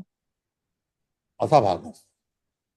अच्छा. आणि तिथे बऱ्याच गोष्टी तुम्हाला, आता धनुरास आपण जर पकडली, त्याचा अधिपती व्यापारी याच्यामध्ये आहे, तर याचा प्रवास कशामध्ये होईल? तर व्यापार करण्यासाठी होईल. लोक परदेशात जाऊन बरोबर. व्यापार करत नाहीत का? पर राज्यात करतात ना. करत नाहीत का? करतात ना सर. हो सर. मग तिथे अशा तऱ्हेने लॉजिक तुम्हाला लावलं पाहिजे आणि त्याचा फलादेश दिला पाहिजे. आता काही वेळेला बरोबर. काही लोकांना जड जाते का, तर तरी सुद्धा सांगावं, मी त्याचं तुम्हाला चांगल्यापैकी समजावून सांगेन. बोला. सर मी विचारू? हा बोला, विचारा. मग आता हे आपण ट्रान्सचा विषय चर्चा केली तुम्ही, तर आता शनी सारखा मंद ग्रह आणि वायू तत्वाचा ग्रह हा जेव्हा मीन राशीत येईल तेव्हा तेव्हा तो कोणत्या स्वरूपाचं हे करून देईल, म्हणजे प्रवास म्हणा किंवा हे त्याचं काय वैशिष्ट्य असेल? वैशिष्ट्य असं आहे, आता जो मीन राशीमध्ये काही दरिद्रांश नाही आहे. हो मीन रास याच्यामध्ये प्रवास करते वेळी जातकाला यदाकदाचित पिलग्रिम्स आहेत, कारण ती आध्यात्मिक धार्मिक रास आहे. हा दुसरी गोष्ट ती एज्युकेशनची रास आहे, हा भाग्य आजमावण्यासाठी होणारी रास आहे. तर त्याकरता लोक प्रवास करत नाहीत का? हो करतात ना. हा, मग दरवेळेला तो दरिद्रांशच लागू होईल, कारण मीन राशीमध्ये दरिद्रांश नाहीच आहे. हा पण तिथे याच्या दरिद्रांश जन्माच्या वेळेलाच दरिद्रांशामध्ये जन्म झालेला आहे, तर हा. त्याचं फलित त्याला कधी ना कधीतरी भोगावं लागेल. हो कळलं? हो सर. बरं, आता समजा मागच्या 10 वर्षापूर्वी वृश्चिक राशीमध्ये शनी महाराज होते, तर त्या दरम्यान त्याला कदाचित वृश्चिक राशीमध्ये असणाऱ्या ज्या घडामोडी असतात, म्हणून मी तुम्हाला सांगितलं त्या तत्वामध्ये काय दडलंय हे बघितलं पाहिजे. वृश्चिक राशीचा गुढ आहे. मग काल आपण परवा पत्रिका मांडली होती, त्याच्यामध्ये वृश्चिक राशीमध्ये केतू, रवी, बुध, गुरु असे 4 ग्रह होते ना. हो हो सर. मग त्याला प्रायश्चित्त करावं लागलं ना, नाही का? हो भोगावं लागलं. मग अशा तऱ्हेचा भाग जो आहे, तर त्यावेळेला ट्रान्झिस्ट मध्ये जेव्हा प्लॅनेटरी पोझिशन असेल आणि आपण त्याला फलादेश देणार आहोत, तर त्या ट्रान्झिस्ट मधून तुम्हाला हे होणार म्हणजे होणारच. आता तुमच्या वक्रीवरचा सगळा जो भरोसा होता किंवा काही होता, तो सगळा उडालेला आहे ना.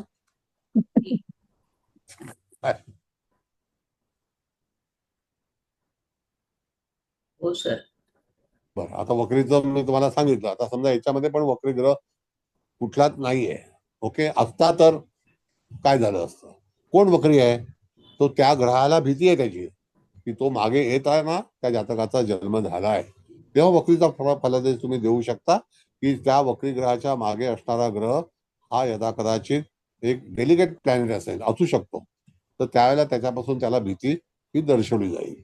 आता भीती दाखवणारा, भीती देणारा हा ग्रह एकमेव शनी आहे, जो दीर्घकाळ वक्री होऊ शकतो, आहे की नाही? 110 दिवस.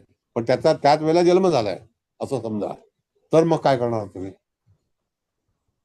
ते भोगायचं आहे. पण गोचरमध्ये जर समजा शनी महाराज वक्री होणार की नाही याच कुंडलीमध्ये, होणार ना.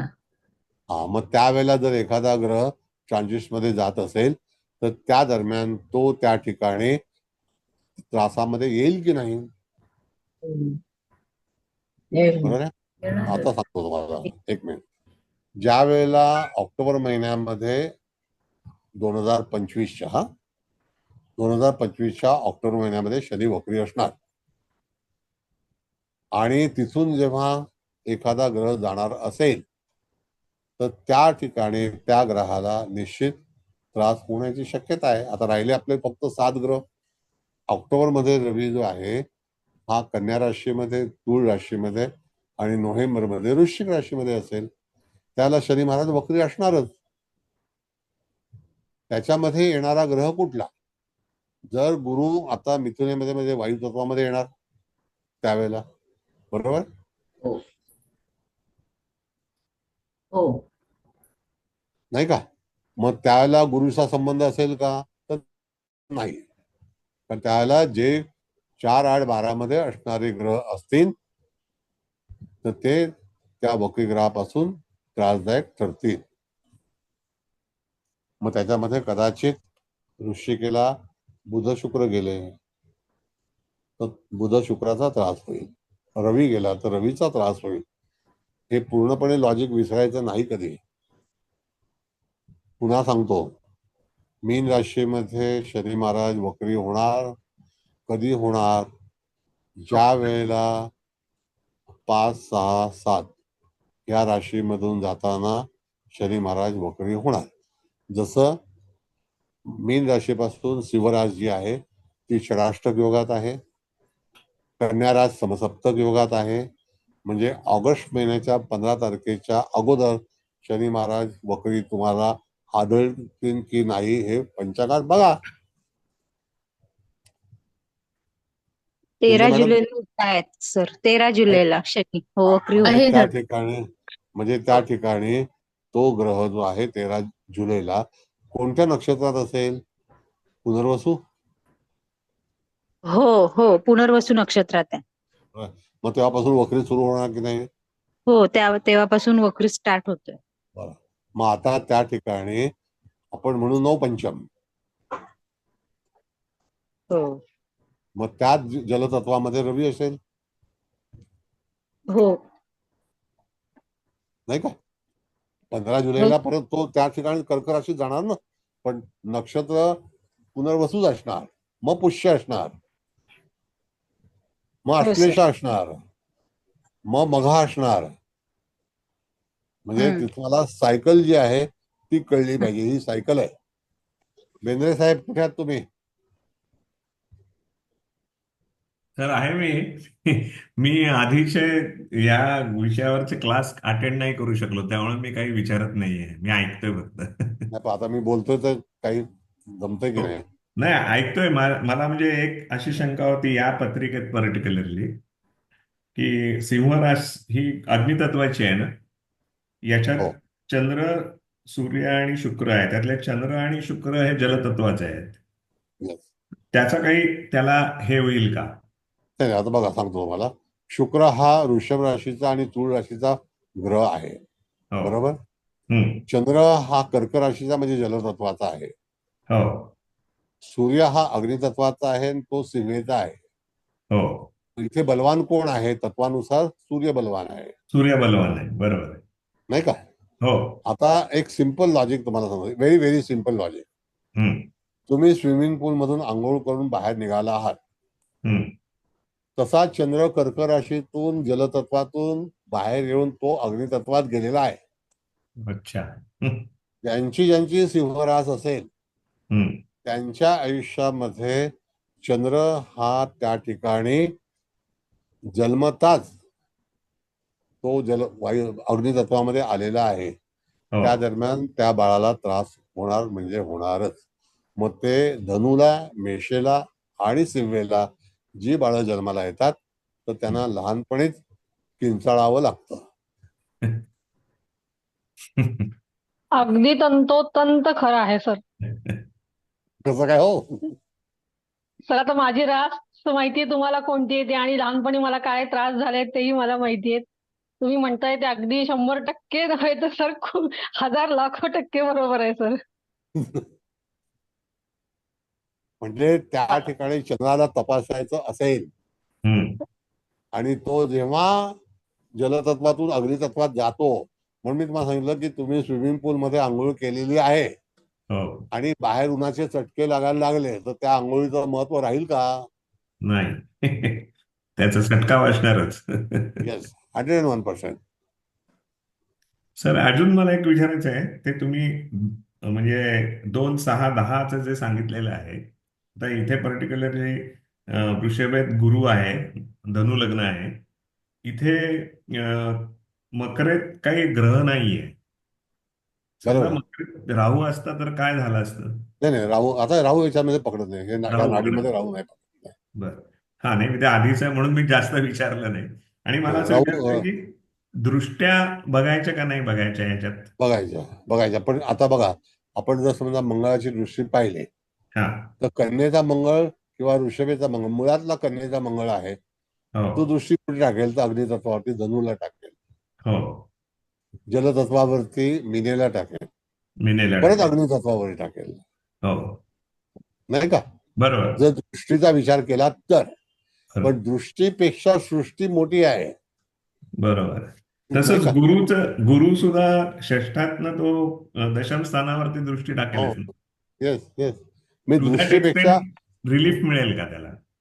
नाही, आता दृष्टीचा भाग जो आहे ना, मी तुम्हाला सांगतो की दृष्टीपेक्षा सृष्टी मोठी आहे आणि त्यावेळेला तुम्ही दृष्टी टाकण्यापेक्षा त्याच्या तत्वावरती जास्तीत जास्त जर भर दिला. आता जर मी दृष्टीचा विचार केला की अग्नितत्वाचा ग्रह चंद्र हा वायू तत्वाला पाहतोय. हम्म. बघा तुम्ही, हो अग्नीच्या समोर वायू तत्व आहे, हो सीमेला कुंभ आहे, मेषेला तूळ आहे, हम्म. धनुला मिथुन आहे. हो तर त्याचा विचार काय होणार? त्यापेक्षा तो त्या तत्वामध्ये भ्रमण करतोय. तुम्ही मर्सिडीज मधून फिरत आहात हम्म. आणि बाजूला टेम्पो चाललेला आहे, तर काय हम्म. करणार? बरं. कळलं कळलं. तत्व दृष्टी महत्वाचं जास्त दृष्टीपेक्षा. ते तुमचं वाक्य मी लक्षात ठेवेन. दृष्टीपेक्षा सृष्टी महत्वाची. म्हणजे प्रश्नच नाही ना. हो, सृष्टीमध्ये तुम्ही कुठे आहात? बरोबर. एन्व्हायरमेंट कशात आहे? हा, आता बरोबर. जसं आम्ही याच्यामध्ये क्लायमेट शिकवतो. आता क्लायमेट कधी बदलेल? ऍटमॉस्फिअर आणि क्लायमेट मध्ये फरक आहे. हो. Atmosphere you can create. हम्म. एसी लावून ऍटमॉस्फिअर क्रिएट करू शकतो, क्लायमेट नाही करू शकत. हम्म. क्लायमेट बरोबर. डिपेंडेंट आहे ना, हो. क्लायमेट नॅचरल आहे ते. नॅचरल आहे. हा. असं आहे. म्हणून ओके.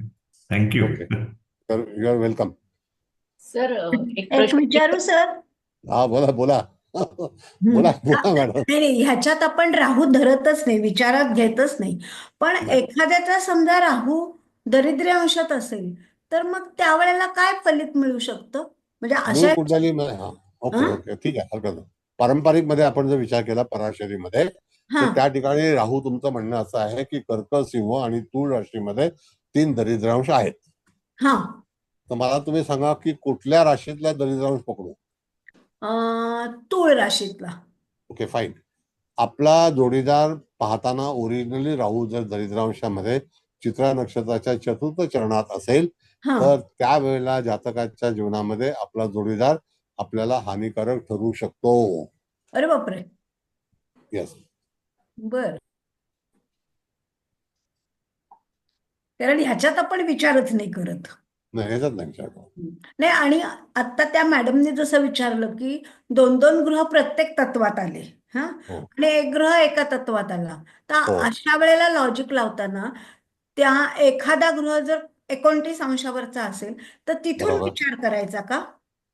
नाही, आता 29 अंशाचा जो भाग आहे तो हम्म, एवढ्यासाठी सांगितला की 27 अंशाला शुक्र आहे. तर हम्म, ह्या एंटायर कुंडलीमध्ये ऍडव्हान्स प्लॅनेट कोणता आहे? हा, तर शुक्र आहे. शुक्र. हा, नाही म्हणजे असे 2-2 ग्रह एकेका तत्वात आले तर तेव्हा पण विचार करताना जो हो, जास्त अंशावरचा असेल त्या एक्झॅक्टली. तत्वाचा प्रथम विचार करायचा का? प्राधान्य तिथे त्याला, त्या त्या ग्रहाला प्राधान्य.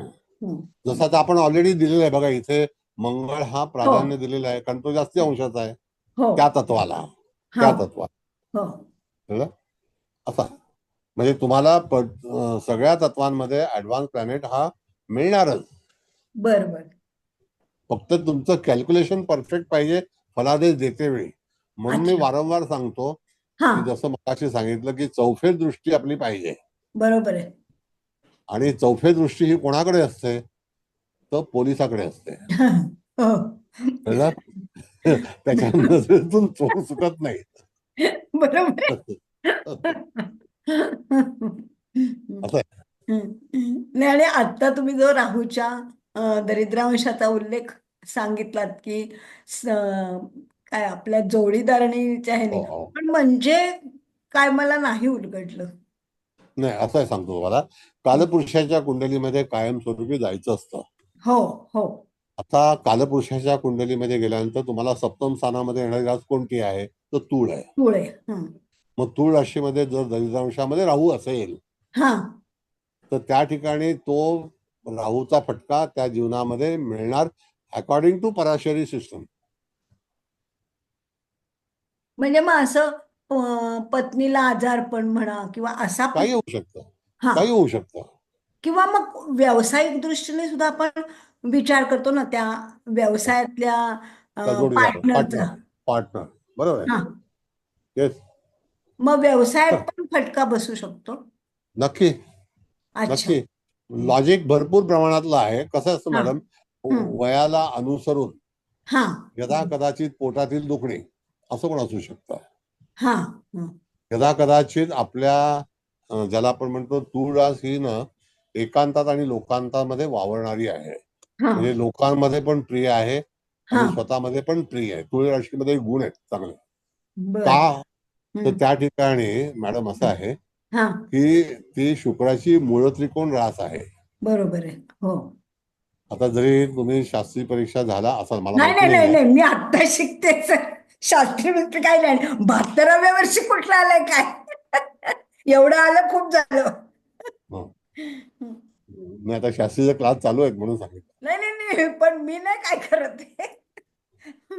कारण तर येणाऱ्या मला 72व्या वर्षी समजतंय हेच खूप आहे. आणि तुम्ही खूप तर छान सांगता म्हणून समजतंय नाही तर तेही नसतं समजलं. तर मग त्यावेळेला तूळ राशीचं महत्व काय आहे? हम्म, आता जसं की तूळ राशीमध्ये एखादा ग्रह आहे, हा त्यावेळेला निश्चितच तो तूळ ग्रह ऍक्टिव्ह होईल. हा उदाहरण तुम्हाला मी सांगतो. हा उदाहरण हम्म. आपल्याकडे उदाहरणं भरपूर आहेत. महात्मा गांधीजी, बर तूळ लग्न, लग्नी मंगळ. बर एक व्यक्ती साऊथ आफ्रिकेमध्ये राहणारी हम्म. भारतामध्ये येऊन महात्मा झाली की नाही, हो हो तो महात्मा कोण होऊ शकतं?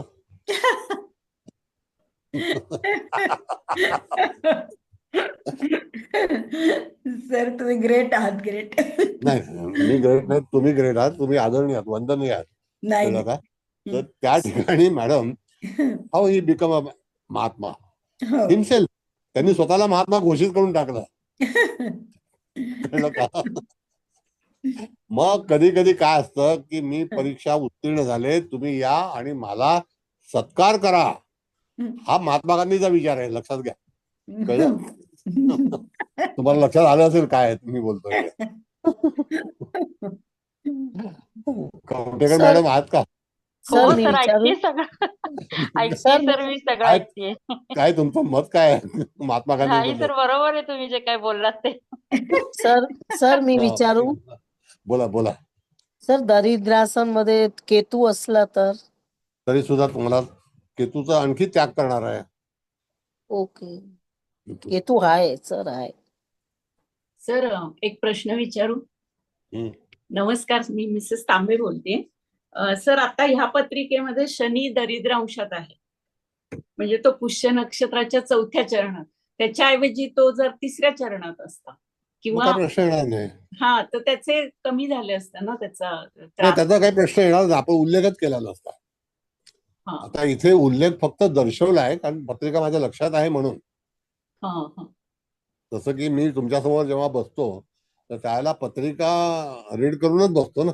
माझ्याकडे काही पत्रिका नसते हातामध्ये. तुम्हीच मला सांगता की इथे हा आहे, तिथे तो आहे, तिथे तो आहे, ते हो, तुम्हीच हो. मला कळवता. कळलं का? You are the information provider. नाही, आणि कारण तो जो आधीचा सूक्ष्मांश आहे तो शूरांश आहे, म्हणजे चांगला आहे ना, तसा काही एवढा प्रश्नच प्रश्न आलाच नसता. ताकदवार आहे. हा, थँक्यू सर. थँक्यू. मग आता असं आपल्याला प्रेडिक्ट करायचं आहे. तर मला एक म्हणजे मगाशी बेंद्रेंनी विचारला तोच प्रश्न ऍक्च्युअली माझ्या मनात होता, पण हा. ते त्याचं झालं शंका निरसन. पण आता तुम्ही म्हणता की शुक्र सगळ्यात जास्ती अंशावर आहे, त्याच्यामुळे तो त्याचं अग्नितत्वामध्ये. पण मग आता तो जलतत्वाचा ग्रह झाला, हो की नाही? मग जसा चंद्र जसा जलतत्वातून अग्नितत्वात आल्यावरती त्याला पोळ म्हणजे कुठला हे सहन कुठला करावं लागतं. कुठला जलतत्वाचा आहे मॅडम? शुक्र. शुक्र. हं? शुक्र मुळात अग्नितत्वाला आहे. शुक्र हा हा तूळ राशीचा मूळ त्रिकोण राशीचा कारक ग्रह आहे. आहे, हो. मग तो तो ती वायू अग्नितत्वाच्या तत्व आहे. राशीमध्ये तो त्याचं कारकत्वामध्ये काही कमतरता नाही येणार का? श्रमिक आहे ना. अच्छा. कारण श्रम तुम्ही करायला मगाशी लागते. सांगितलं की तो म्हणजे कालपुरुषाच्या राशीप्रमाणे सप्तमाचा कारक आहे. त्याच्यामुळे हो. ते आणि जास्ती अंशावर आहे, मग ते लग्न झाल्यानंतर त्याच्या विवाह झाल्यानंतर. परिस्थितीमध्ये हा. पण म्हणजे आता बघा कसं असतं मॅडम की आपल्या शरीरामध्ये असणारं तेज, हा सर. तेज म्हणजे सुंदरता आहे. हो. कळलं का? हा सर. मग त्यावेळेला जसं की आपलं म्हातारपण दिसतं नाही का? हो हो तर जरा आणि व्याधी, हा.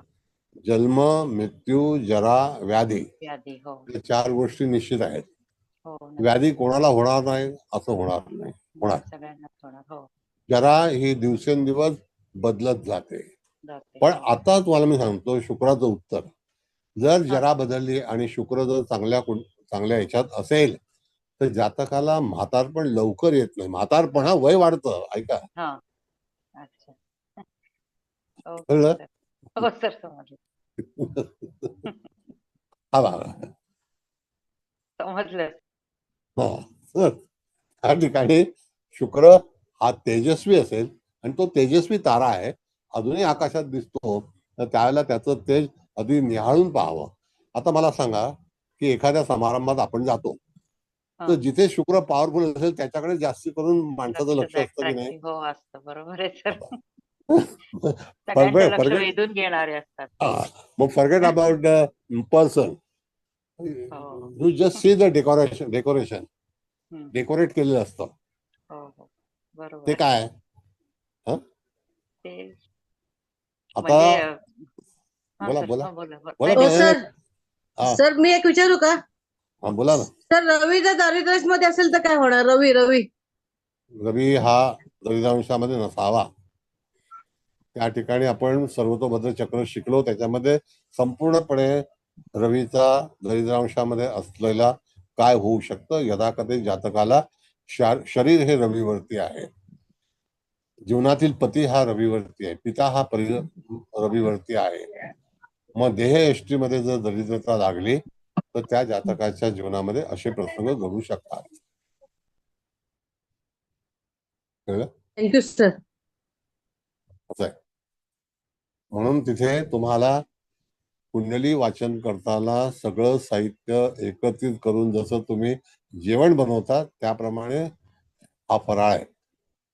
म्हणजे हे ना अगस्ती नाडीप्रमाणे पण बघायचं, त्याला पारंपरिकचं पण थोडं तुम्ही म्हणजे हा चौफेर म्हणजे त्याचा तिथे थोडक्यात कुंडलीचा अभ्यास करायचा आणि मग बघा ना, मला ते. हो सर, समजलं. त्याला तुम्ही पेस्टिंग केलंच पाहिजे.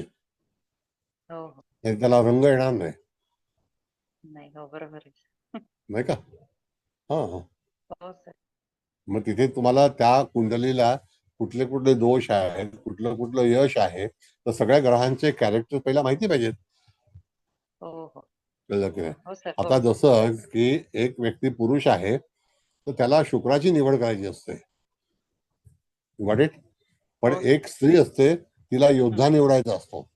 आणि आतापर्यंत आपण पूर्वजांपासून बघितलं तर प्रत्येक स्त्रीने योद्धाच निवडलाय ना. हो हो. हा तर मगाशी तुम्ही काहीतरी सांगत होता की ही कुंडली समजा एखाद्या मुलीची असेल आणि तुमच्याकडे स्थळ म्हणून आलं असेल तर अर्धवट हा. राहिलं सर ते मग ते असं सांगायचं. आहे की स्थळ हं. आलं आणि दरिद्रांशामधला शनी तुमच्या नजरेतून निसटला, अच्छा. मग तुम्ही प्रपोज कराल का? निसटला तर होतच ना सर. शनी निसटला तर म्हणजे आपण म्हणजे बघितलंच तुम्हाला नाही बघायला त्याच्याकडे. पाहिजे ना, म्हणजे हा, त्याच्याकडे बघायला तुमचं रिडिंग म्हणजे दुर्लक्ष चौफेर झालं ना. त्याचं हे चौफेर चौफेर दृष्टिकोन बघायला प्रश्नच पाहिजे. नाही. हो. रिक्षावाल्याने मीटर फास्ट केले, तुम्हाला मग लक्ष निर्णय झालं तर चुकेल म्हणजे मग ते शनी जर हा निसटलं. येस. नक्की आणि ते त्याचं नशीब जर खराब असेल तर निर्णय चुकेल. चुकेल. हो.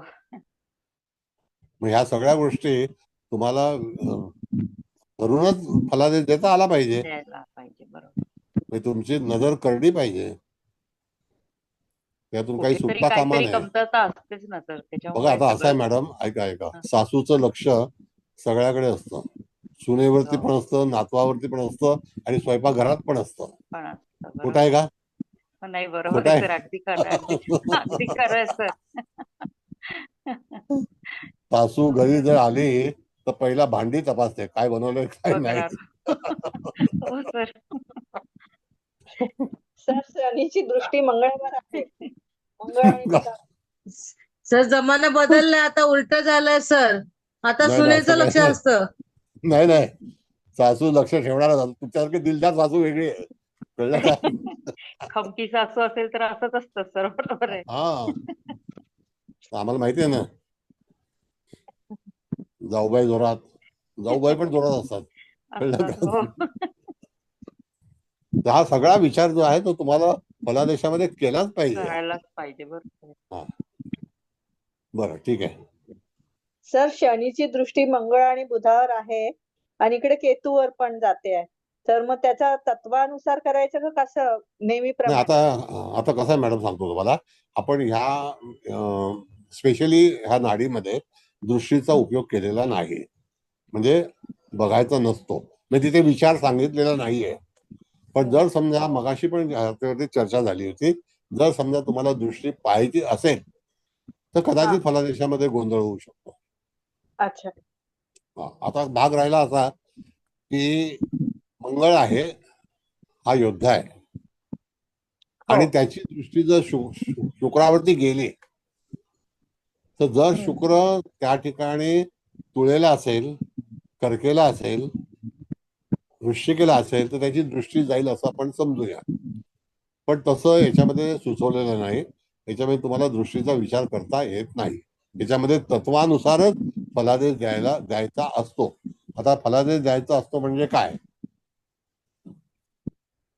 तर तिथे शुक्र, मी तुम्हाला पुन्हा सांगतो की शुक्र हा कधीही लपून राहत नाही, तो उजेडात येतो, आणि म्हणून शुक्र दीर्घकाळ पश्चिमेला आपल्याला पाहता येतो.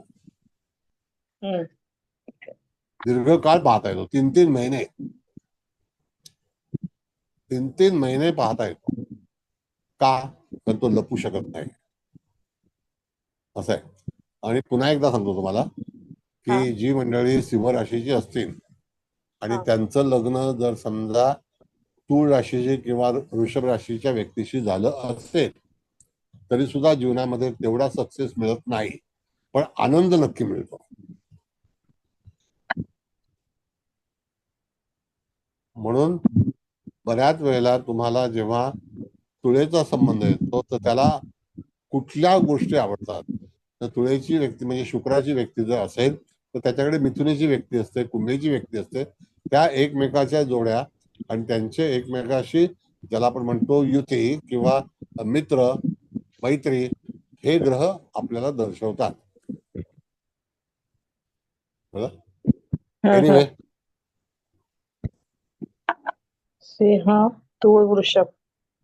हा बरं, जरा माईक कोणाचा असेल तर बंद करा. सिंहाचं वृषभ आणि मिथुनेचं काय? बघा, असं एखादा शुक्र जर समजा मिथुनेचा असेल तर त्या ठिकाणी कन्येची व्यक्ती, त्याच्या ठिकाणी कुंभीची व्यक्ती. मी तुम्हाला तुमचं भविष्य सांगितलं होतं, माहिती आहे ना तुम्हाला? हो. मी काय पत्रिका बघितली होती का? नाही. मग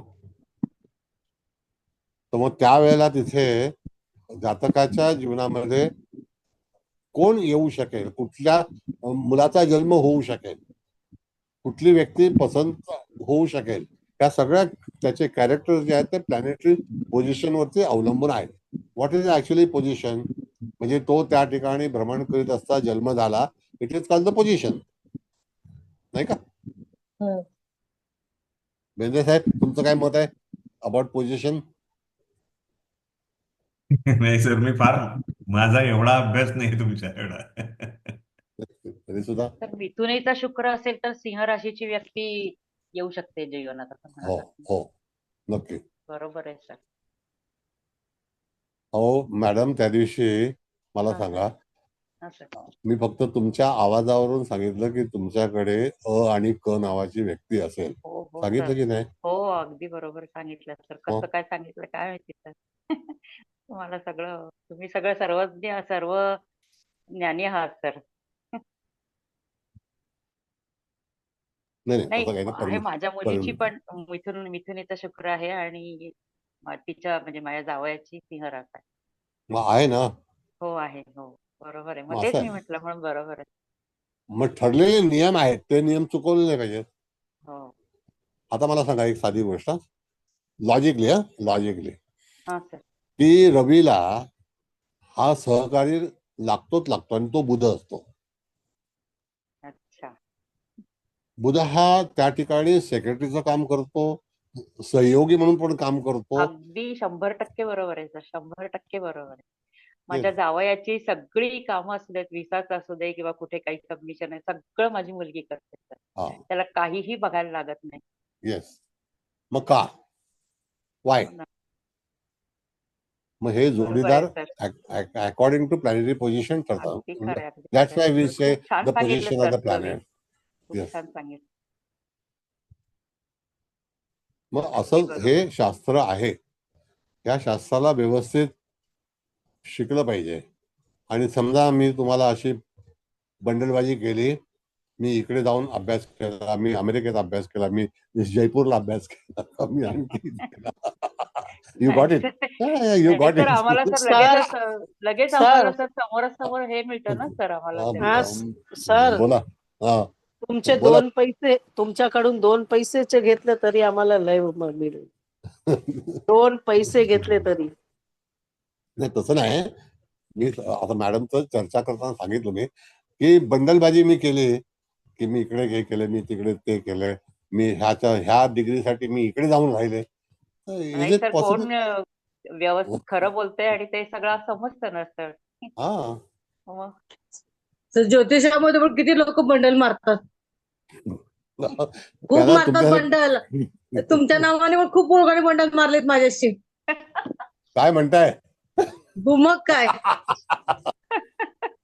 की हो, मी तुम्ही असं काय? तुम्ही ऑफर केले ते लोकांना शिकवायला वगैरे. नाही असं नाही असं नाही, कोणाला मला केलं? मी तुम्हाला ओळखत पण नव्हते, नाव पण माहिती नव्हतं, पण मारलं बंडला. नाही, असं नाही. मी फक्त सांगतो. आता बघा या नाही नाही, तृप्ती पण कुलकर्णी सांगते आहेत, तुम्हाला मी. तुमचे नातेवाईक आहेत कुलकर्णी, तर त्यांना मी सांगतो की तुम्ही हुशार आहात, तुम्ही नक्की कल्याणला काही ना काहीतरी काम करा. आणि आता त्या जॉईन पण झालेल्या आहेत तिथे. तर मी कोणाला इन्व्हाइट कसं करेन मी? असं कसं करणार मॅडम? तुम्हाला वाटतं का? तुम्ही नाही नाही, सांगते, मारणारे ज्योतिषीच आहेत ना, मारणारे तज्ञ ज्योतिषी. त्याने माझ्या समोर बंडल मारली होती.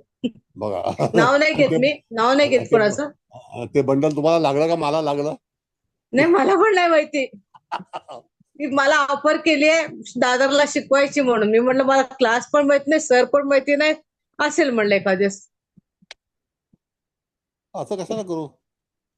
आता मी ह्या वयामध्ये पण तुम्हाला मी शिकवतोय. ओळखत पण नव्हते तेव्हा सर. बघा. असे बंडला मारणारे लोक म्हणजे आम्ही किती मोठे आहेत की आम्हाला तुमच्यासारख्या लोकांचे ऑफर येतात असं सांगायचं. अच्छा, ओके. आता मी जर सांगितलं असं तर लोक माझ्या विश्वास ठेवते का मी तुझ्याशी बोलतेय, पण मी अशी बंडल मारणार नाही कुठं, कारण माझा स्वभाव नाही तो. बंडल म्हणजे बोल ना. थापा थापा, मोठेपणा. थापा. Okay okay. बरं, ठीक ज्योतिषी का आहे. थापा मारतात मला समजत नाही. तुम्ही आता शिकता काय ना विधा का थापा म्हणण्यासाठी शिकता का? असं आहे ना मॅडम, प्रत्येक जण जेव्हा जेव्हा जाई ज्याच्या वंशात तेव्हा कळे त्याची, जो जाई ज्याच्या वंशात तेव्हा कळे त्याचे, असं आहे. बरं ठीक आहे. आता प्रश्न उत्तर घ्यायचे आहेत कुबल मॅडम नंतर. सर हा बोला. सर आपने जो बोला ना दरिद्र अंश में, वो जो घर में बैठा है उसका हानि करेगा, तो मतलब चौथे स्थान में बैठा गया तो हानि क्या करता है सर? अगर अपनी माताजी लंबे समय तक बीमार रही तो कैसा लगेगा? बारह, तो मतलब दरिद्र अंश खाली पैसे का नहीं रहेगा? नहीं, अभी सुनो, आपने प्रश्न पूछा है, बताता हूं मैं। ये दरिद्रांश की कुंडली जो है शनि, वो अष्टम स्थान में है। हाँ। Got it? हाँ। अष्टम स्थान हमारा आखिरी समय है। बराबर। अगर आखिरी समय में हमारी बैंक बैलेंस खत्म हो गई तो भी दरिद्रांश कहा जाएगा। आखिरी समय पर हम चल फिर नहीं सके तो भी हम बर्बाद हो जाएंगे। आदमी को हमेशा एक्टिव रहना चाहिए। अगर वो बेड रिडन रहा तो उसके लाइफ का कोई मतलब नहीं है? नहीं, बराबर है सर। तो ऐसी समस्या यदा आज- कदाचित आ सकती है, इसके लिए किसी के ऊपर ना आए, बराबर, सच। ऐसा। तो जो दरिद्रांश बनाया है वो किसी विद्वान आचार्य ने बनाया है। और सर्वतोभद्र चक्र का इतिहास अगर आप देखेंगे तो होशियारपुर करके हमारा एक हिमालय के वहां पर एक गांव है, वहां पर सर्वतोभद्र चक्र की निर्मिति हुई है। अभी उनका लॉजिक है वो, मैं तो उनका प्रतिनिधि हूँ, मतलब एक सेवक हूँ, मैं आपके पास वो लेके पहुंचाने का मेरा काम है, मैं निर्माता नहीं हूँ। बरोबर सर. समझे? हा सर. मैं थँक सर्वंट हूँ. यस. Thank you sir. थँक्यू. तर मला विचारायचं आहे, रवी बुधाचं आता तुम्ही सांगत होता ना, की बऱ्याच पत्रिकेत रवी बुध बरोबर असतात, हो. पण त्याच्यात असं पाहिजे का की रवीचे अंश बुधापेक्षा कमी पाहिजेत? हा, आता असं रवी, काही? नाही नाही नाही, आता भाग असा आहे, रवी बुधाचा जो योग आहे ना, हा. तर हा एक चांगला राजयोग म्हणून सांगितलेला आहे. आता ह्या रवी बुधाच्या युतीमध्ये जातकाच्या जीवनामध्ये एक, ज्याला आपण म्हणतो लाईमलाईट पण जो गोष्ट आहे, बौद्धिक पात्रता आहे किंवा हम्म. बुधाचे विचार आहेत, मार्केटिंग आहेत, त्या सगळ्या गोष्टीमध्ये बुध हा आपल्या पित्याला सहकार्य करणारा असतो. बुध हा सहयोगी प्लॅनेट आहे, त्याला सहयोगी. की तो साथीदार आहे. येस. पण म्हणून बुध आदित्य. हा, बोला. रवीचे अंश जास्त असतील बुधापेक्षा तरी चालू शकतं का? चालू शकतं. म्हणजे काय त्याला किती काय. अॅक्युट युती नाहीये, खूप 20-25 डिग्रीचा फरक असला तरी तर चांगलाच धरायचा का? हो, they are in one house. हो, एकाच ह्याच्यात आहे ते म्हणून एकमेक. कधी कधी. येस. हा, बोला बोला. सहाय्य करतात, म्हणजे जास्त बुध जास्त सहाय्य करतो रवीला, कारण आता असंच आहे. ह्या कुंडलीमध्ये आपण पाहिलं हा. तर सगळ्यात रवीला प्रिय कोण आहे, तर राणी प्रिय आहे हो आणि ती चंद्र आहे. हो तर तो एक पॉझिटिव्ह पार्ट आहे ना. हो, आणि ते बरोबर आहे, ते एकाच पॉकेटमध्ये. येस. हा. मग आता बुध हा जो आहे, आता तुम्हाला फलादेश सांगतो मी. हा. बुध हा आपल्या घरातील युवराज आहे हम्म. आणि युवराज मंगळासोबत गेला हम्म. तरी सुद्धा राणी आपल्याकडे आहे. हो. कळलं? हम्म. म्हणजे त्या ठिकाणी बुध हा मंगळासोबत गेलाय, तर निश्चितच कधी ना कधीतरी जातकाच्या जीवनामध्ये बॅड न्यूज निश्चित येणार, ठरलेले आहेत. म्हणजे बुध मंगळावर गेला तर तो व्रात्यपणा करेल का? तो तिथे काही ना काहीतरी चक्रमगिरी होणार, तो मंगळ त्याला फसवणार. हा. म्हणजे तिथे तुम्ही, सांगतो तुम्हाला मी उदाहरण, जर तुम्ही पारंपरिक मध्ये गेलात तर त्यावेळेला कधी कधी घरचे लोक चांगले असतात, पण एखादं कार्ट विल्हेवाट लावून जातं. काय म्हणाल तुम्ही? बरोबर आहे, तो नाही का? पूर्ण घराची वाट लावतो. मी तुम्हाला उदाहरण देतो, माझ्याकडे उदाहरण आहे. Hmm. Go to Anil Ambani. Hmm. बरोबर आहे, एकाच घरात दोघे जण, एकाच आईच्या ह्याच्यातले मुलं आहेत दोन्ही. येस. का सांगतो तुम्हाला. वृश्चिकेचा बुध आहे धीरूभाई अंबानींचा. वृश्चिकेचा. आणि त्या ह्याच्यामध्ये जेव्हा वडील होते तोपर्यंत सगळं व्यवस्थित होतं आणि त्यानंतर सगळं कोलमडलं. कळलं? मग वृश्चिकेचा बुध, वृश्चिकेचा शुक्र जातकाच्या जीवनामध्ये हेराफेरी, चांगलं वाईट, आणि अशा वेळेला एखादं कार्ट असं जन्माला येणं हे निश्चित आहे. म्हणजे जसं वृश्चिकेचा आहे तसा मेषेचा पण बुध हे करू शकेल का? हो, करू शकतो, करू शकतो, म्हणजे होऊ शकतो. तशीच हानी करू शकेल. येस. पण तो नंतर मग आपण बघतो तपास करून, किंवा तो कुठल्या नवमाशात आहे, इंडी डीपली, हा सुद्धा फलादेश आहे. कधी कधी कसं आहे, दरवेळेला वाया जाईल असं नाही, विभक्त होणे, किंवा तू तेरा मैं मेरा, डिव्हिजिव्ह फोर्स. येस. कळलं. ते एक जोक येतो ना, ये तेरा ये मेरा, ये तेरा ये मेरा, आणि शेवटी तेरा मेरा कुछ भी नाही अशी भानगड होते. हे ठरलेले नियम आहेत ऍस्ट्रॉलॉजी मध्ये, ते नियमच शिकायचे आहेत. Okay sir, thank you. Thank you. All the best. बरं, सर, चला. आणि अजून एक ते विचारायचं होतं, एक परवाच्या लेक्चरमध्ये तुम्ही ते खिळ्याचं सांगितलं ना. हो. ते इंटरनेटवरती लिहिलंय की इव्हन कॉपरचे खिळे असतात, म्हणजे मी कधी बघितलेले नाहीयेत कॉपरचे खिळे. नाही, कॉपरचे खिळे आहेत. बोटीला वापरतात का? हो हो हो, वापरतात. रिव्हेटिंग साठी. येस, रिव्हेटिंग नेल म्हणून आहे. तर कॉपरचे खिळे आम्ही साधारणतः 15 वर्षापूर्वी आणलेले असेच पडलेत माझ्याकडे. अच्छा. त्याचं सुद्धा चांगलंच, म्हणजे त्याच्या पण अंगठ्या केल्या तरी चालू शकतील. हो, चालू शकेल, पण कॉपरचा खिळा मिळाला पाहिजे तुम्हाला बोटीतला. बरोबर. बघा, Amazon वरती खिळे आहेत आणि तुम्हाला एक मेश म्हणून नावाचं आपलं हे ऍप आलेलं आहे. Mesh, mesh. MESH. हा. तर ते सॉफ्टवेअर म्हणजे ऍप आहे ना, त्याच्यावरती भरपूर वस्तू स्वस्त आहे. मिशू उदाहरण मी असेल तुम्हाला सर. सांगतो. मिशू हा, असेल. मेशू मिशू. मेशू हा मेशू हा मेशू. तर बऱ्याचशा जे काही गार्मेंट्स वगैरे आहेत ना, ते स्वस्त आहेत फार. अच्छा. त्याच्यात या सर आणि आम्हाला आहेत रेकॉर्डिंग का? पाठवा की सर पण त्या लेक्चरचं. नाही, त्या नाही मिळालं ना मॅडम, नाही तर मी पाठवलं असतं तुम्हाला.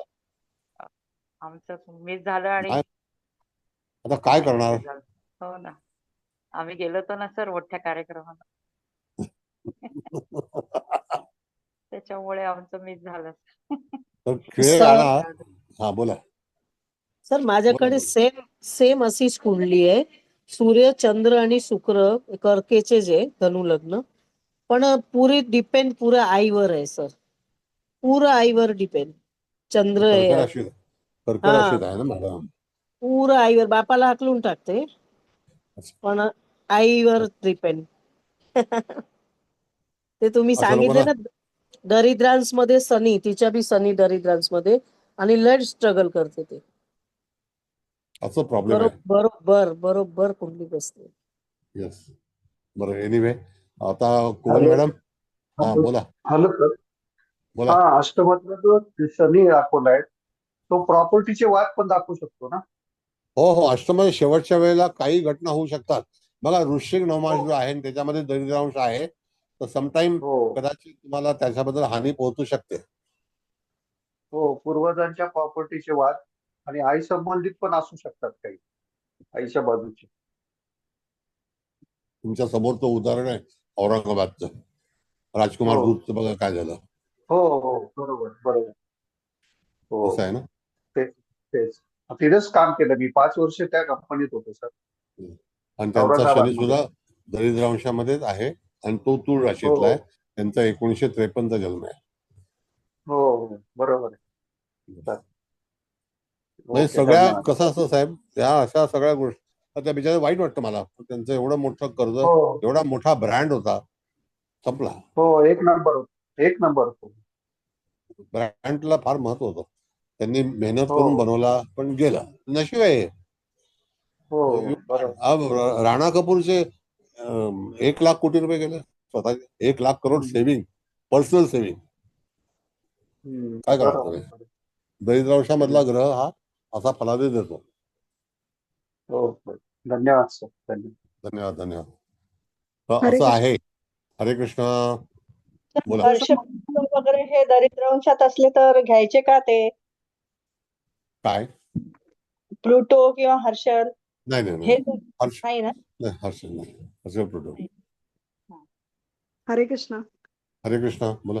जसं बुध मंगळाच्या राशीमध्ये असताना आणि दोघे युतीमध्ये असताना सांगितलं, तसं जर बुधाच्या राशीमध्ये कन्या किंवा मिथुनेत मंगळ आणि बुध युती असेल तर मग तेव्हा मंगळाचं जास्त वर्चस्व असतं की बुधाचं? म्हणजे नाही, आता भाग असा आहे जानकी मॅडम, की कन्या आणि मिथुन ह्या 2 राशी बुधाकडे आहेत. हा, आणि बुध हा ग्रह कॉम्प्रोमाइज नेचरचा आहे. हा बरोबर. समझोता करणारा आहे. हा, कळलं. आता हा समझोता झाला, आता बऱ्याचशा देशातला समझोता होतो, राजकारणातला होतो, युतीचा होतो, बऱ्याचशा कंपन्यांचा होतो. का होतो. कारण त्यांचं कॉम्प्रोमाइज ज्याला आपण म्हणतो, तर ते ठराव पास करतात, नाही का. नाही करतात. हा, ऍडजस्ट होऊन जातात. मग हा, पण मेषेचा मनुष्य असतो ना, की मी तुझं तोंड पाहणार नाही. म्हणजे तुझं नाही हं. कळलं का. तर असे हे कणखर लोक असतात. आता तुला हा, माहिती आहे की आपल्याकडे आपल्या कुटुंबामध्ये किती अशा घडामोडी घडल्या, नाही हो. का. हा, मग त्यावेळेला असं का घडतं. मग तिथे बरोबर. निर्णय जे आहेत ते वृश्चिक आणि मेषेचे आहेत, अच्छा, असा भाग आहे. ओके. म्हणजे मग बुधाचं वृश्चिक राशीप्रमाणे मंगळ पण तिथे जरा ऍडजस्टमेंट करेल. मंगळ हा ऍक्च्युली कसा आहे की मंगळ म्हणजे ज्याला आपण म्हणतो की हाकलणं. अच्छा. आता वाहन हाकणे म्हणजे काय? हा बरोबर. चालवणे? नाही हा चालवण्याच. नाही नाही. मोटर हाकणे, बैलगाडी हाकणे म्हणजे काय? हा म्हणजे बरोबर. पुढे घेऊन जाणे, बरोबर ना? हा म्हणजे ऍडजस्टमेंट करत तो पुढे जाईल म्हणजे विदाऊट अग्रेशनचं नाही नसेल. येस. बरोबर. बुधा म्हणून तिथे आपल्या राशींची तत्व, ग्रहांची तत्व, ग्रह कुठे मॅनेज होऊ शकतो, मॅनेज होतो का? हा बरोबर. नाही होत कधी. हम्म. म्हणून रोजचा तुम्हाला न्यूजपेपर वाचण्याची सवय पाहिजे, की घडामोडी हम्म. काय, निदान बातम्या ऐकल्या पाहिजेत, की जागतिक घडामोडी काय चाललेल्या आहेत. हे सगळं बरोबर. इन्फॉर्मेशन बुध प्रोव्हाइड करतो. त्याच्यानुसार तुम्हाला कल्पना येतात की मार्केटमध्ये काय चाललेलं आहे. हम्म. म्हणून मंगळाचे कॅरेक्टर्स बुधाच्या कॅरेक्टर्स मध्ये तफावत आहे, पण बुध हा निश्चितच माघार घेणारा, कॉम्प्रोमाइज करणारा आहे.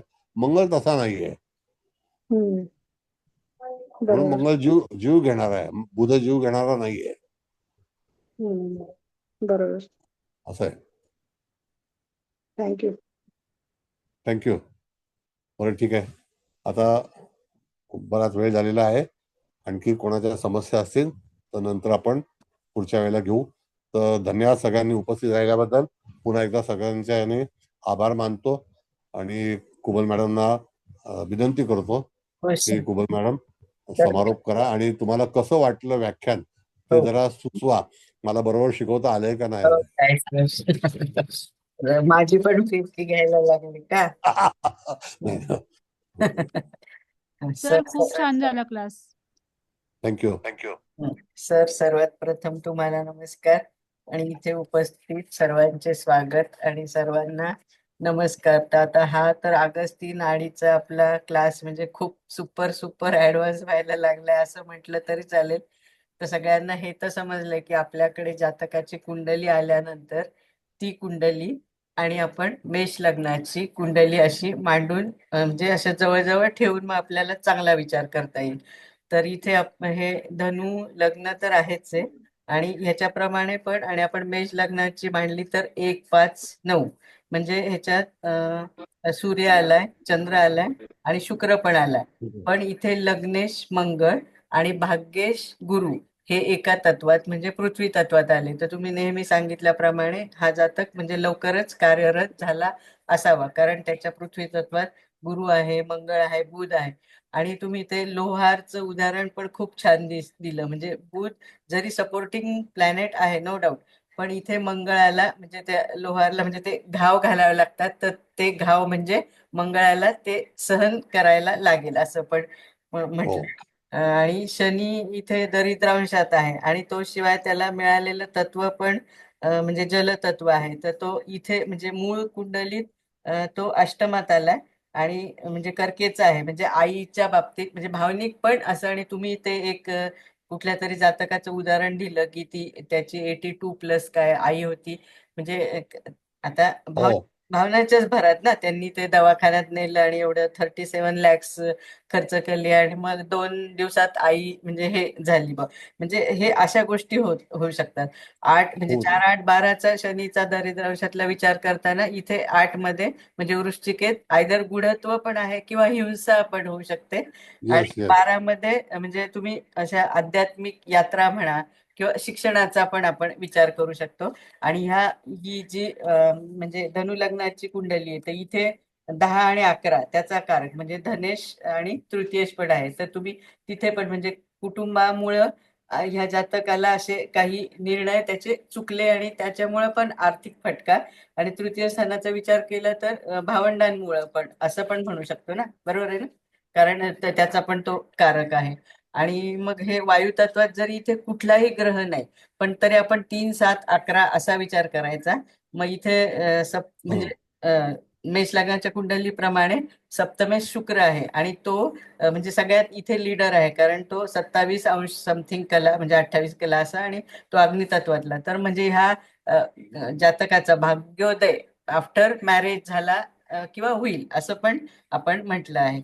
तर म्हणजे भरपूरच चांगलं आहे. अजून तुम्ही मध्ये मध्ये भरपूर हे पण दिल्या, म्हणजे ते कर्क, सिंह, तूळ मध्ये दरिद्रांश आहेत आणि शुक्र लपून नाही राहत. 3-3 महिने म्हणजे पश्चिमेकडे आपल्याला बघता पण येतो. सिंहेची व्यक्ती म्हणजे चे लग्न म्हणजे वृषभ किंवा तुळेच्या व्यक्तीशी होते, पण त्याला झालं तर त्याला सक्सेस नाही मिळणार, पण आनंद मिळेल. आणि त्या विजया मॅडमनीच त्यांच्या मुलीचं छान उदाहरण दिलं. मिथुनेचा शुक्र आणि सिंहेचा म्हणजे तिचा पती, असंच म्हणालात ना मॅडम, बरोबर आहे. तर म्हणजे ते पण छान तुम्ही सांगितलं. धीरूभाई अंबानींचं पण सांगितलं, म्हणजे त्यांचं वृश्चिकेचा बुध असल्यावर कसं होतं, किंवा वृश्चिकेचा बुध शुक्र असल्यावर पण ते लोक म्हणजे कुटुंबापासून कसे विभक्त होतात, असं भरपूरच छान सांगितलंय सर. आता अजून जास्त सगळ्यांनी ऐकलंय, पण छानच झालाय क्लास. म्हणजे भरपूर ह्याच्यात पण इथे हे धनु लग्नाला कसं मंगळ बुध दशमात पण आलेत ना, तर तिथे पण म्हणजे त्या जातकाचं नुकसान होऊ शकतं ना, म्हणजे व्यावसायिक असेल समजा जातक तर. आणि दृष्टीचा विचार तुम्ही म्हणालात करायचा नाही, किंवा करा किंवा नका करू, पण दृष्टी पण नाही सांगितलं उगाच ते करून उपयोग नाही. नाही हा, ते अजून गोंधळात होईल. हेच पुष्कळ तत्वातच आपण ती युती पकडून, आणि ही आपल्याला जी जातकाची कुंडली आली आहे, आणि आपण ही मेष लग्नाची कुंडली मांडून अशी जर सांगड घातली, तर भरपूर प्रश्नांचे उत्तर आपल्याला अगदी क्लिअर, म्हणजे खूप जवळजवळ 80-90% क्लिअरन्स तर येतोच येतो. आज काय म्हणजे अनुदानाने इथे एकही ग्रह वक्री नव्हता, तर ते वक्री असतात तर तुम्हाला म्हणजे तुमच्याकडनं आम्हाला छान ऐकायला मिळालं असतं. तर ठीक आहे, पुढच्या वेळेस एखाद्या वक्री ग्रहाची घ्या, म्हणजे अजून प्रॅक्टिस होईल. तर सर, अतिशय उत्तम क्लास झाला. त्यासाठी मी आणि आम्ही सर्वजण तुम्हाला कोटी कोटी धन्यवाद करतो, कोटी कोटी आभार मानतो तुमचे. Hats off to you and your divine soul. Huge gratitude, huge gratitude, huge gratitude. Thank you sir. Thank you madam, thank you, धन्यवाद. थँक्यू. चला, all the thank you best. Sir. Good night sir. Thank you so much sir.